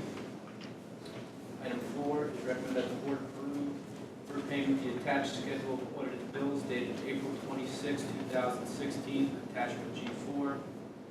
And item 5 is recommended that the Board accepts the accounts as listed for March 2016, attachment G5. Seeking a Second. Discussion on 1 through 5? Roll call. Mrs. Anderson? Yes. Mr. Danner? Yes. Mr. Dunn? Yes. Mr. Woodview? Yes. Mr. Miller? Yes. Mr. Nelson? Yes. Mr. Rowland? yes. Mr. Veely? Yes. Now I'd like to move item 6, be it resolved that the Board of Education approves the successful completion of the superintendent's merit goals for the 2015-16 school year as documented by the following quantitative goals. Increase community engagement by presenting student achievement data, district goals, and requesting feedback by visiting each of the 5 sending municipalities as listed for quantitative goals and qualitative goals. Provide additional and meaningful professional development related to block scheduling, assessment practices, response to intervention, and enhance teachers' professional practice and increase student achievement as listed. So moved. Second? Discussion on 6? Yes. This will probably come as a surprise to the superintendent, but I will vote yes. However, I do have a question. To refresh my memory and maybe for the benefit of the public as well.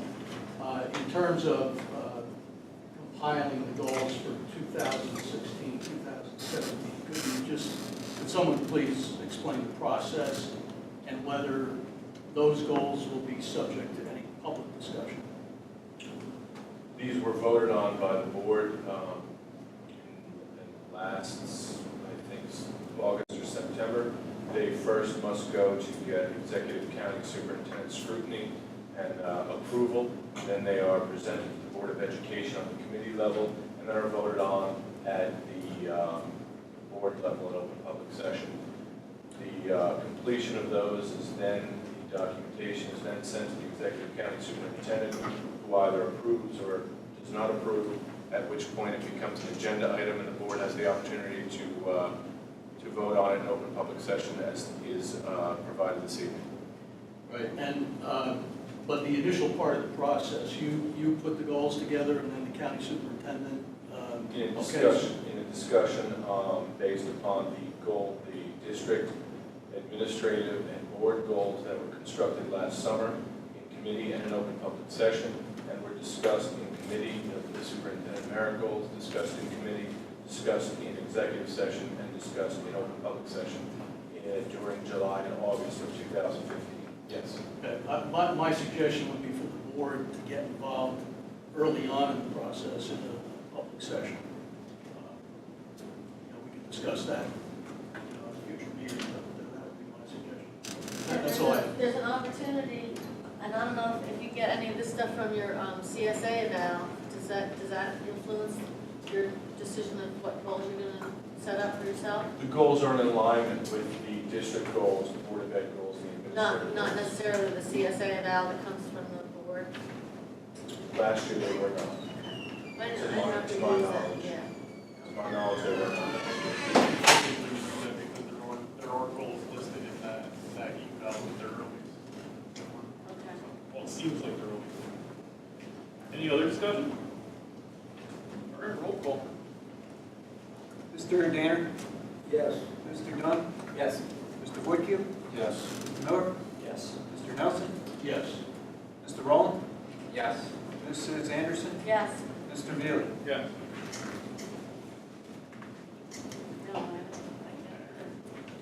Now I'd like to move item 7, which is the budget. Be it resolved that the board approves the adoption of the school budget for the 2016-17 school year as follows. Capital reserve account withdrawal.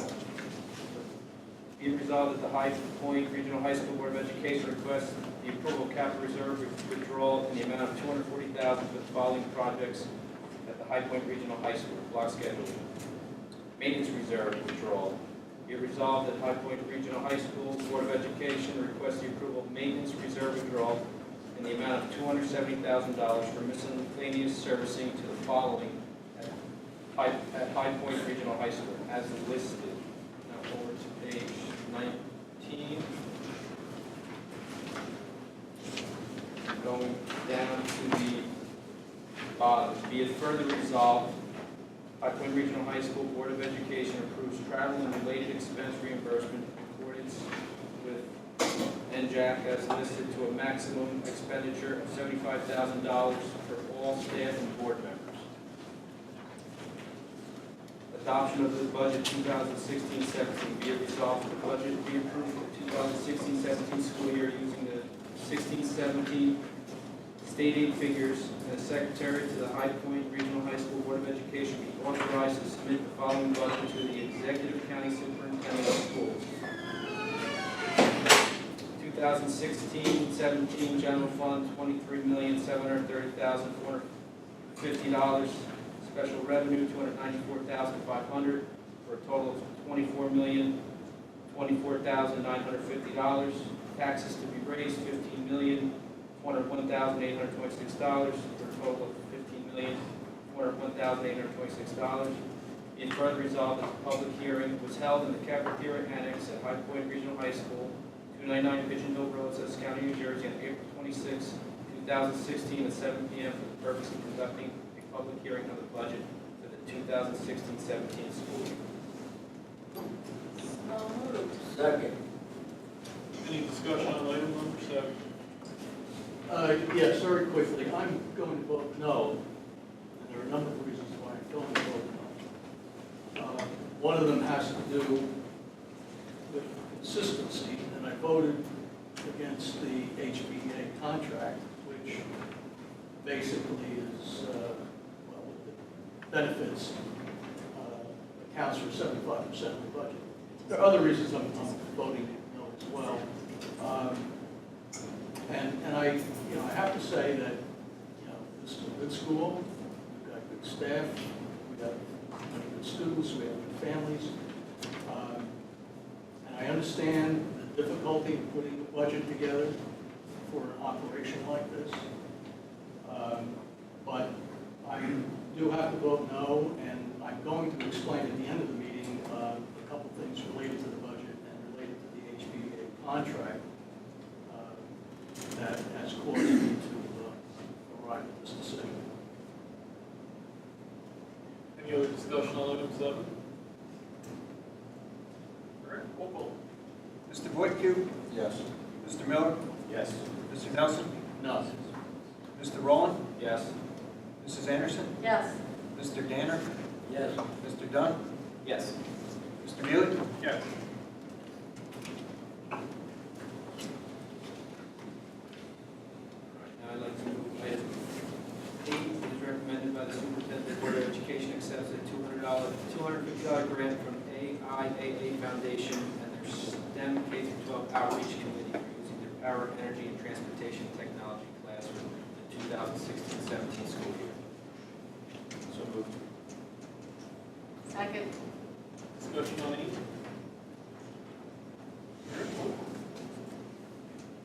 Mr. Miller? Yes. Mr. Nelson? Yes. Mr. Rowland? Yes. Mrs. Anderson? Yes. Mr. Danner? Yes. Mr. Dunn? Yes. Mr. Woodcue? Yes. Mr. Bewley? Yes. I'd like to move item 9, it's recommended that the superintendent of the Board of Education approves the following vendors for professional services for the 2016-17 school year: school attorney, school auditor, the liability and casualty insurance broker, and the school architect as listed. So moved. Second. Any discussion on item 9? Well, I still have a problem with our liability and casualty insurance broker. I don't know whether I want to separate it out my vote on that. And is there a backup attorney, or how are we handling that? No, that is the recommended board attorney. The one and only? That is the one listed, yes, sir. No, I mean, is there going to be another attorney that? At this time, that's the recommended agenda item. Okay. Any other discussion on item 9? Just, Mr. Nelson, just so you know, I did bring up the concern that you had regarding the liability broker. And we went through a couple things. There was a little bit of some light shed on how that whole thing came about. So if you want, I can give you a detailed explanation. But I did bring it up knowing the concern. Okay? Roll call. Mr. Miller? Yes. Mr. Nelson? Yes. Mr. Rowland? Yes. Mrs. Anderson? Yes. Mr. Danner? Yes. Mr. Dunn? Yes. Mr. Woodcue? Yes. Mr. Bewley? Yes. Now I'd like to move items 10 and 11.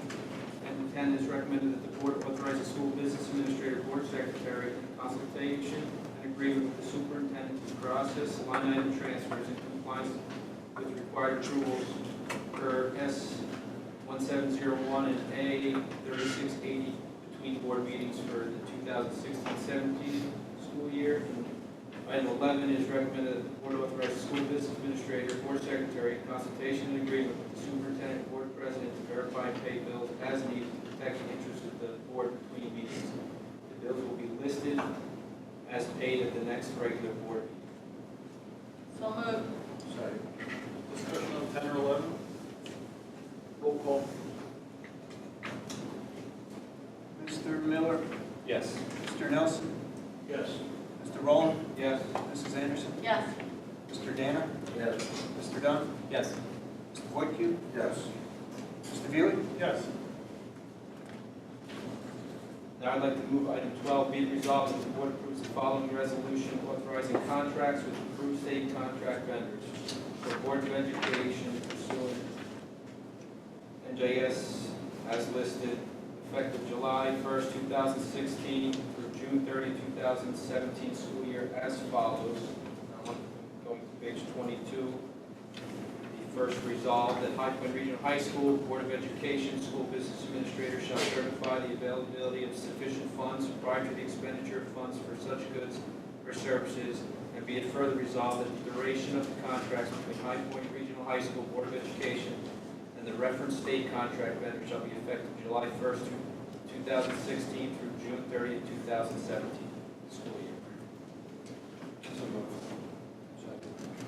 Discussion on 12? All right, roll call. Mr. Nelson? Yes. Mr. Rowland? Yes. Mrs. Anderson? Yes. Mr. Danner? Yes. Mr. Dunn? Yes. Mr. Woodcue? Yes. Mr. Miller? Yes. Mr. Bewley? Yes. Now I'd like to move item 13 is recommended that the board will not require Willow Glen Academy and Lakeland and Andover to apply for and receive funding from the New Jersey Child Nutrition Program. Their charge students for reduced and/or paid meal for any classified students from High Point Regional High School during the 2016-17 school year. Discussion on 13? Roll call. Mr. Rowland? Yes. Mrs. Anderson? Yes. Mr. Danner? Yes. Mr. Dunn? Yes. Mr. Woodcue? Yes. Mr. Miller? Yes. Mr. Nelson? Yes. Mr. Bailey? Yes. Now I'd like to move items 14 through 18. Item 14 is recommended that the board approve an agreement between High Point Regional High School and JV Therapy to provide occupational, physical, or speech therapy as needed for the 2016-17 school year at a rate of $93 per hour. Item 15 is recommended that the board approve the County of Sussex Department of Environmental and Public Health Services to administer the hepatitis B vaccine to our employees who require vaccination for an amount of $40 for each vaccine given. Item 16 is recommended that the board approve the disposal of the attached list of computer technology items in attachment G6. Item 17 is recommended that the board grant permission to the High Point Hoops basketball camp to host a non-affiliated co-ed basketball camp which will run from June 21st, 2016 to June 24th, 2016. The hours of 8:45 to 12:15. The camp will be self-supporting, will charge $85 per student. Item 18 is recommended that the board grant permission to the High Point Hoops camp to host a non-affiliated co-ed junior basketball camp will run from July 11th to July 14th during the hours of 9 a.m. to 11 a.m. The camp will be self-supporting, will charge $60 per student. Yeah, let's throw 19 into it. It is recommended that the board grant permission to the High Point Travel Cats basketball camp to host a non-affiliated co-ed basketball clinic which will run from the dates listed during the hours of 6 p.m. to 8 p.m. The camp will be self-supporting and will charge $80 per student. 14 through 19. So moved. Second. Any discussion on those items? I'll throw out the usual question about the obsolete IT items, but I'm sure that if it's obsolete, Will the gov deals not come? tradition. I was gonna say it. Edison would be proud of us for asking the question. All right, roll call. Mrs. Anderson? Yes. Mr. Danner? Yes. Mr. Dunn? Yes. Mr. Woodcue? Yes. Mr. Miller? Yes. Mr. Nelson? Yes. Mr. Rowland? Yes. Mr. Bailey? Yes. Are you up to this? Sure. All right. So for transportation, I will move items 1, 2, 3, and 4 altogether. Number 1, it is recommended by the superintendent that the board approve the following quoted contract for trips for the 2015-16 school year. Easton Coach Company, Stocker Bus Company, Havens Bus Service, Havens Bus Service, Havens Bus Service again, Ted Dunn, Stocker Bus, Ted Dunn. And then item number 2 is recommended by the superintendent that the board approves the following joint transportation agreement for the 2015-16 school year, where High Point is the host and Walk Hill Valley is the joiner. Then item number 3 is recommended by the superintendent that the board approves the following quoted contracts for transportation for special needs students for the 2015-16 school year for Bob's Baldwin's Transportation, and then the 3 routes listed for Stocker Bus Company. And then lastly, item number 4, it is recommended by the superintendent that the board approves the resolution for participation in the joint transportation agreement between the Sussex County Regional Transportation Cooperative and High Point Regional High School for the anticipated transportation services during the 2016-17 school year. Second.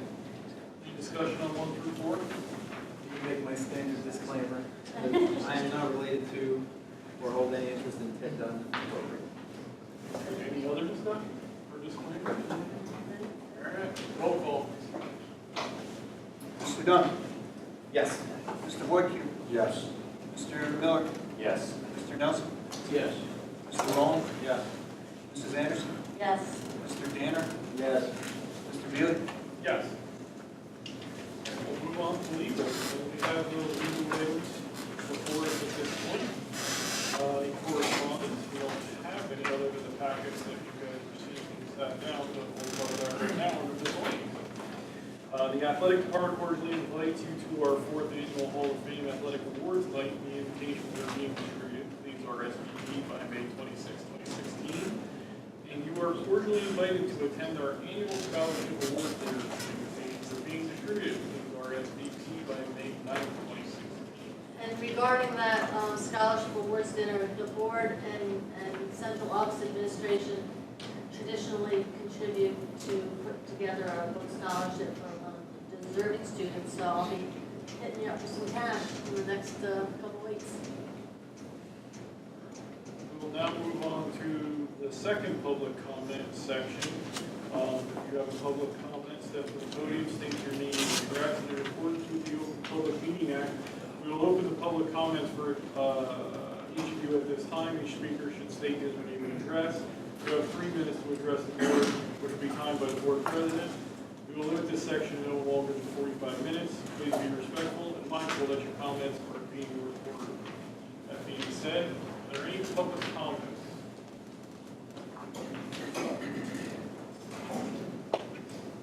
Together, 98 Kendall Road in Orange.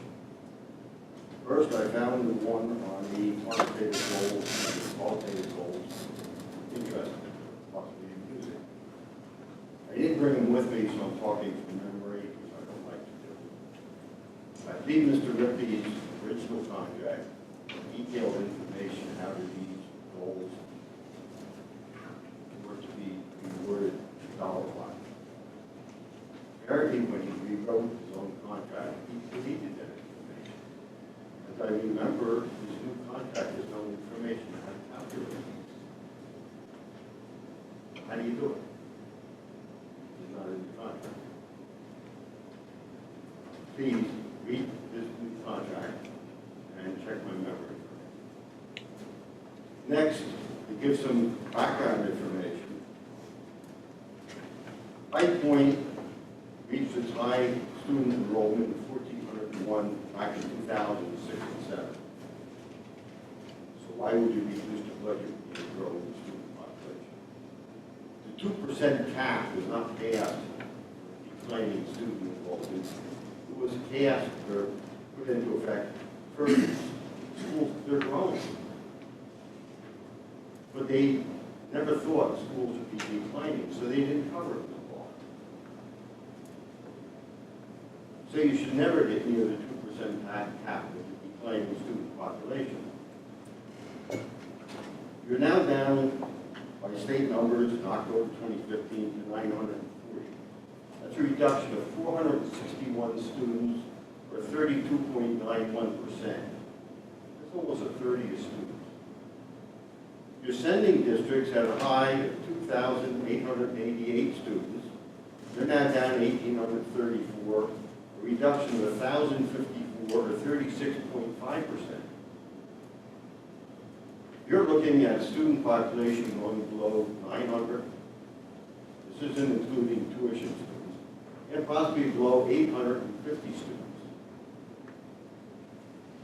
The demographic report that was given a copy of had for 2017-18 being down to 882 students. They've been high in every single number. Mr. Ripley went to Sussex Borough. He admitted there are teachers on the staff that are no longer required. But he said they're going to retire next year, so he didn't want to lay them off. Us sucker taxpayers are going to pay for teachers he admitted publicly aren't required. 10 years ago, when my employer got slow, he didn't have taxpayers subsidizing him. 2 weeks before Christmas, I got 1 day's notice. Tomorrow is your last day. Taxpayers should not be subsidizing teachers that aren't required. Teachers are doing a job that are necessary. They're a legitimate expense. Mr. Kelly, you've reached your 3 minutes. If you have teachers on the staff who are surplus, they shouldn't be on the staff. Us taxpayers should not be paying for them. Thank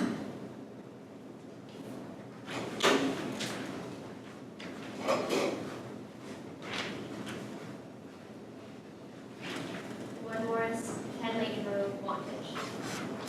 Before I begin, I would just like to say I really appreciate you saying that my opinion is erroneous, meaning No, wanting ma'am, your to correct. reference to the agenda item with the terminated employee was erroneous. That's what I was making reference to. Okay, I was just making sure of that because the way it sounded, you know. So, at the beginning of my senior year, I discovered I needed to fill one more requirement in order to graduate, and this was my technology requirement. I do a lot of arts here, so I didn't have that ready. So for my first semester, I took music technology because it related to music, and that's something I like. And yeah, I got a lot out of it. But my second semester, I had to take web page design. And to be completely honest with you, I was dreading this class. Nothing about creating a website excited me, and I couldn't imagine doing it at the end of the year. My first day in that room, I was warmly welcomed by a man who I now call one of my favorite teachers. Mr. Hennings is widely known and loved by everyone who has walked through the doors of his classrooms. As boring as HTML code tags and CSS syntax may sound, never in my life have I been so excited and been so eager to learn about something that I barely understood when I first heard of it. Within the last few months, I have learned more than I could have ever imagined while taking a class I didn't want to take at first glance. Myself and many other students are enraged over the idea of him leaving High Point, especially since we heard he was being terminated by administrators. It is wildly disappointing to see such a humble, wise, and generous teacher, husband, and father be threatened by his loving and compassionate mentors. I will tell you this, a teacher is not a number on paper. A teacher is someone who educates a student on a specific subject with passion. Teachers help students with problem solving and help students understand their work as much as possible. While doing this, they offer support and are always there when needed. This criteria is being fulfilled to the highest capacity by Mr. Hennings, and if he weren't an incredible teacher, I wouldn't be here supporting him right now. I'm not sure why certain people are working against Mr. Hennings. All I know is that students will be there right next to him. Not because anyone has told us to, but because it's what's right. This is something the High Point staff, students, and parents will never forget for their time here at High Point. I hope you hear the rest of the student body through my voice and make a wise decision that is best for us all.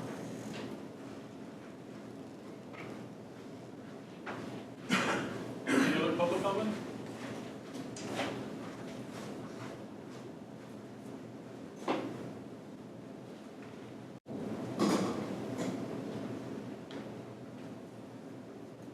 Montague. Just general maintenance, how you move up there, do you have a black steel license? I'm not certain, I believe so, but I'm not certain. Okay, seems like you're paying a lot of money, should have a black steel license. So I did research on the degree that we pay maintenance staff, and we are considerably lower than the districts in our area. But I understand that the taxpayer dollars are very respectful to that. Am I right, this is what I saw down the board that we went from $46,944 to we went up over $140,000 Montague tuition? I didn't, I'm sorry, I did not understand. 2014 school year, they had 15-16, we had $46,944. The number is based upon the contracted rate of tuition and the number of students who will attend High Point from Montague Center. And now we're up over $1 million.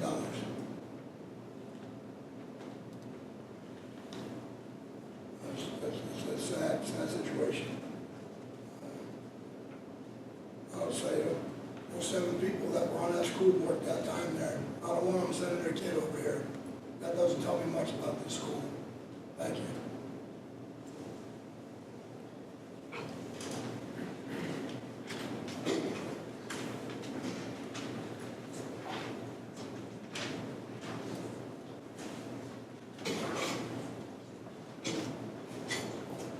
Jennifer Lennox Montague. I would just like to first commend the High Point student who got up and spoke.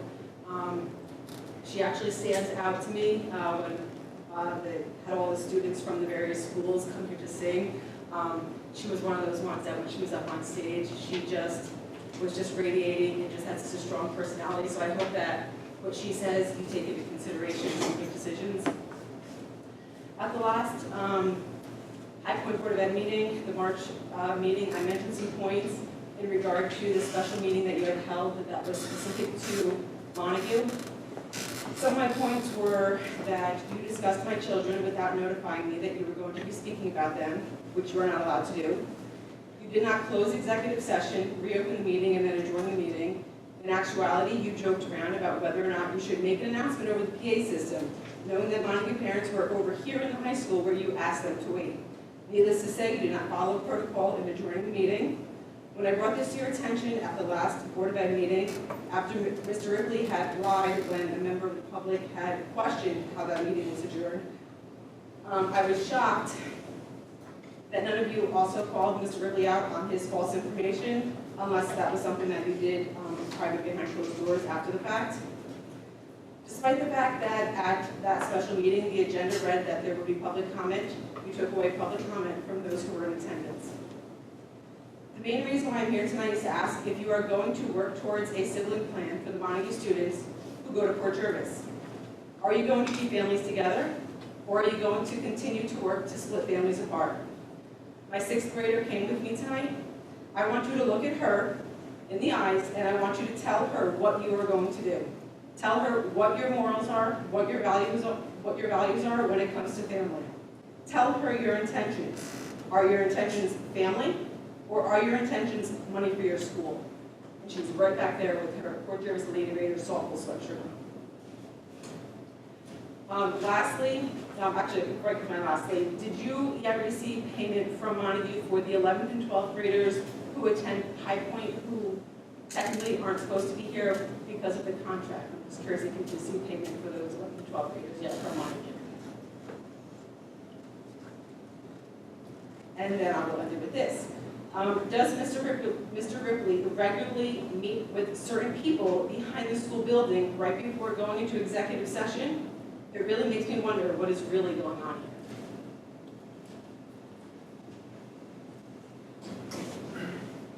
Any other public comment?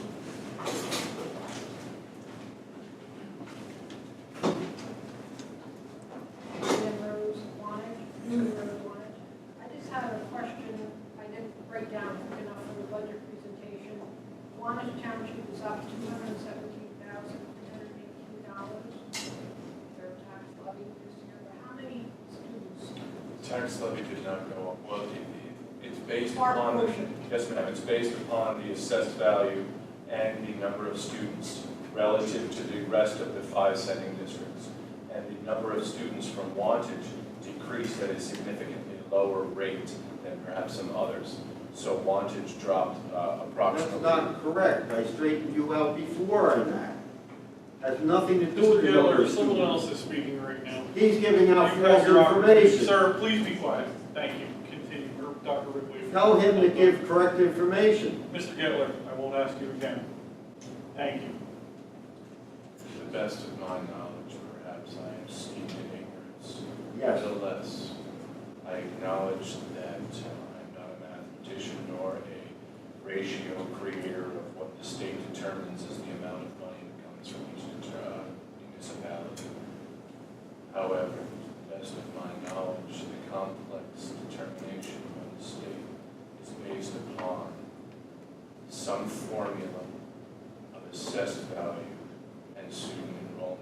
If I am wrong, it is based upon my ignorance, not any attempt to be anything but transparent and honest as a man of character and integrity. Can you just tell me the number of schools from Warren? Yeah, I would have to go back Who were here into this year the, and next year? yes ma'am, how many, How many this year and how it many was next in, year? it was in the, That's all I wanted to it know. was in the presentation, you just give me a Right. second. You said Frankfurt was up 1 student. Just give me a second. I don't know that I printed it out as it was presented. Maybe go back onto the presentation if you give us a moment. Please do so.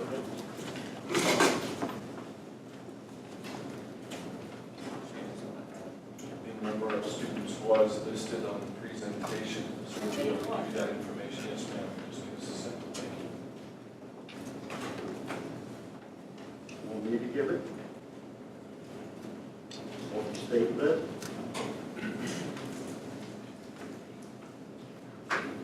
Grantsville, 24 students as of 2015. Frankfurt, 196, Lafayette, 87, Sussex Borough, 85, Wantage, 548. Yeah.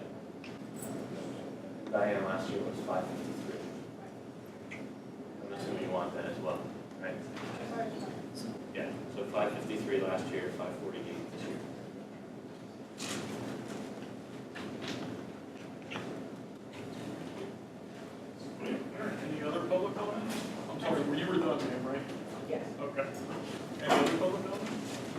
May I give some correct information?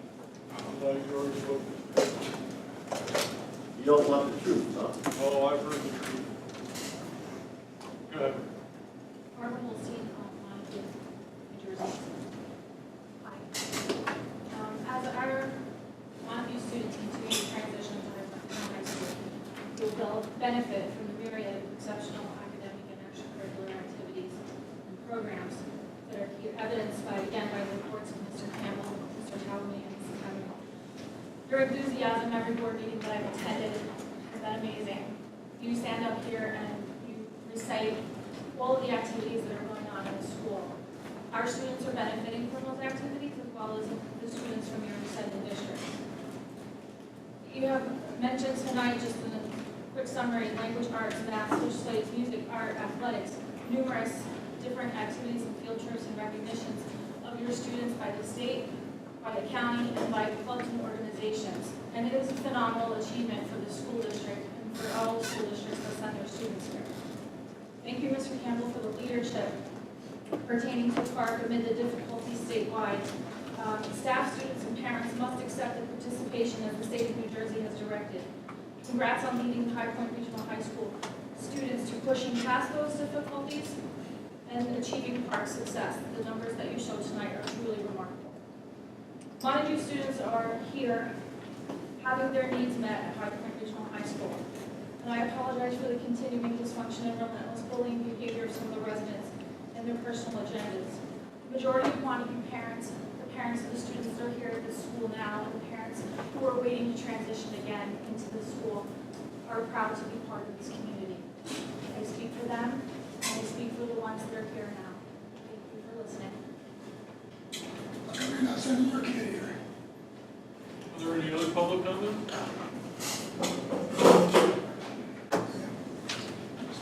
In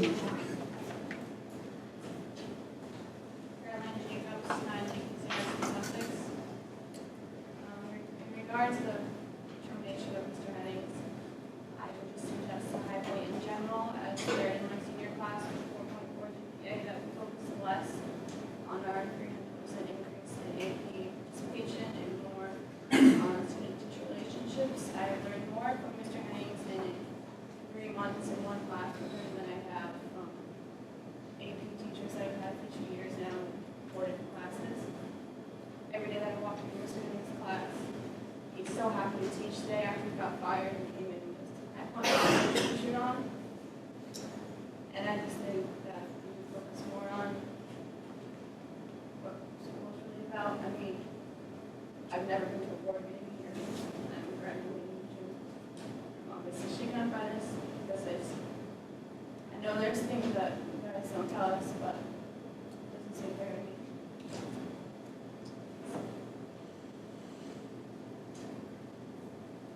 Are there any other public comment? Seeing none, we'll move on to non-committee board member reports and comments. Anybody have? No? Thank you. Go ahead, Jason. Nobody else but me? No, well, I have something, but go ahead. Okay. Since most of the public comments were about Montague, I just reminded me that have we gotten the actual final written agreement between Montague and us?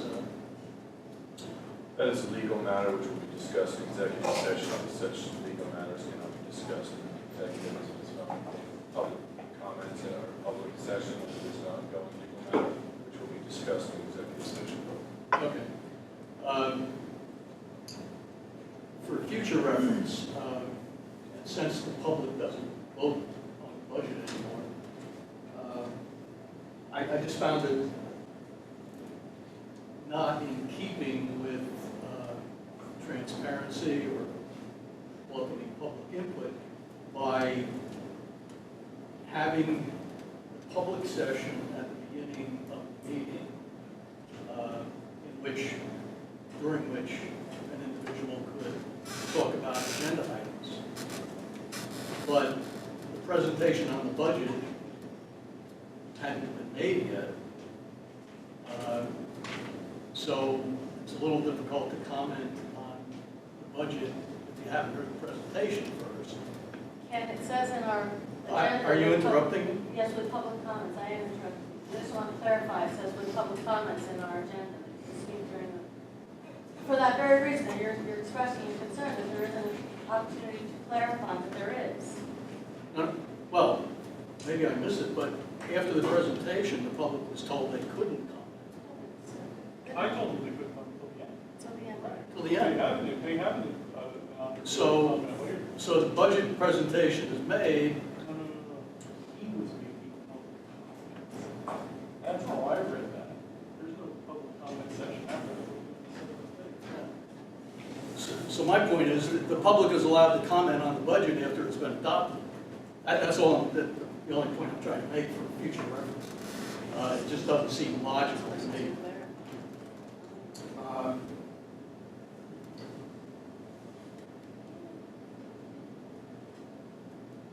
I'm not going to go into a lot of detail about why I voted against the budget, although you pointed out that although there's a reduction in the tax levy, I've got to tell my Wantage constituents that the taxes are going up. You know, it's difficult to explain why and how, but that's the reality. And with respect to the HPEA contract, you know, I don't begrudge anyone fair compensation. And there are many good teachers here, but we're still at the very high end in terms of teacher salaries. I think the latest figures out. Luckily, we're not the highest paid district in the county anymore because Walkill Valley has passed us by. I'm not quite sure how that happened, but we're still at a median salary of $83,000 and change, whatever it is. And my concern with the HPEA contract is that I believe, or in my opinion, there are some structural problems built into the salary guide that are going to come back to haunt us in terms of putting future budgets together. We did not add any steps to the salary guide, and that was one of my biggest problems with the contract. There's also inequities in that salary guide. Look at increases that certain teachers are getting that are minimal, whereas others are getting substantially more. So I was not in favor of deferring the construction of the salary guide to the union, but I was basically overruled on that. Again, I understand the difficulties of putting the budget together. I understand all the moving parts. And it's hard to argue against a reduction of $1.5 million in the budget. But again, as I said before, I can tell that to my constituents, and they're going to say, yeah, but my taxes are going up. Even though it may be a minimal increase per household, the taxes in Wantage are still going up. The last thing I just want to bring up related to the budget, maybe the business administrator can report back to us on this. It's my understanding that there's a bill working its way through the legislature that's going to potentially impact districts like High Point negatively in terms of future funding. And I don't know whether that legislation is going to go anywhere, but it seems to be aimed at districts that are above adequacy. I've lost track of, I know we've made progress in bringing that down, but I don't know how far down we've brought that and whether that proposed legislation is going to create a nightmare for us in the next couple of years. That's all I have. Anybody else? I think I echo some of Mr. Nelson's concerns as a Wantage taxpayer, that my time on the board, I've not been able to see my own taxes reduced because of the good work that we've managed to do, and Dr. Ripley's been able to do with reducing the budget overall. And it's frustrating, I guess, as a Wantage taxpayer, not to be able to take advantage of those benefits. But I think we have to remember there's a reason why the board is composed of 4 members from Wantage, because we have a very large majority of the student population that goes to High Point. The school happens to be located in Wantage Township. I have to have faith, I guess, that those balancing, there's a rebalancing eventually coming that will help out the Wantage taxpayers in the future. Because I can understand some of the frustrations of my fellow Wantagians and not seeing those benefits. Saying that Frankfurt's in the same situation. And that's just the point that was made, is between Wantage and Frankfurt, that's the largest portion of the student body. And it just so happened that the decline in enrollment was even less in those 2 districts than in the others. And I will say this, for those that are concerned with the decline in enrollment, thank God that that's the case. Because what if we had a mass exodus out of Wantage or Frankfurt? Now we would really be in trouble. Those savings wouldn't be realized at all. Well, maybe they would be, but in a negative way, if that was the case. I think that this board over the past 4 years, has done a great job of doing that. And I know the concern in Wantage, even the first time that we did this, was even though we gave money back in the levy, taxes went up. And that was all because of the formula. That was something that's, we can do our best here with those formulas and what they do at that level, really, sadly. I'd like to just make one other comment that has to do, I think, with some of the other comments that were made by the public tonight. I hope, in terms of maintaining the educational quality of the school, that we're not going to be reducing staff that are non-tenured, because that's the easiest way to save money. When in fact many of those newer teachers are maybe providing, trying to think of the exact words here, providing the kind of quality that we're looking to achieve.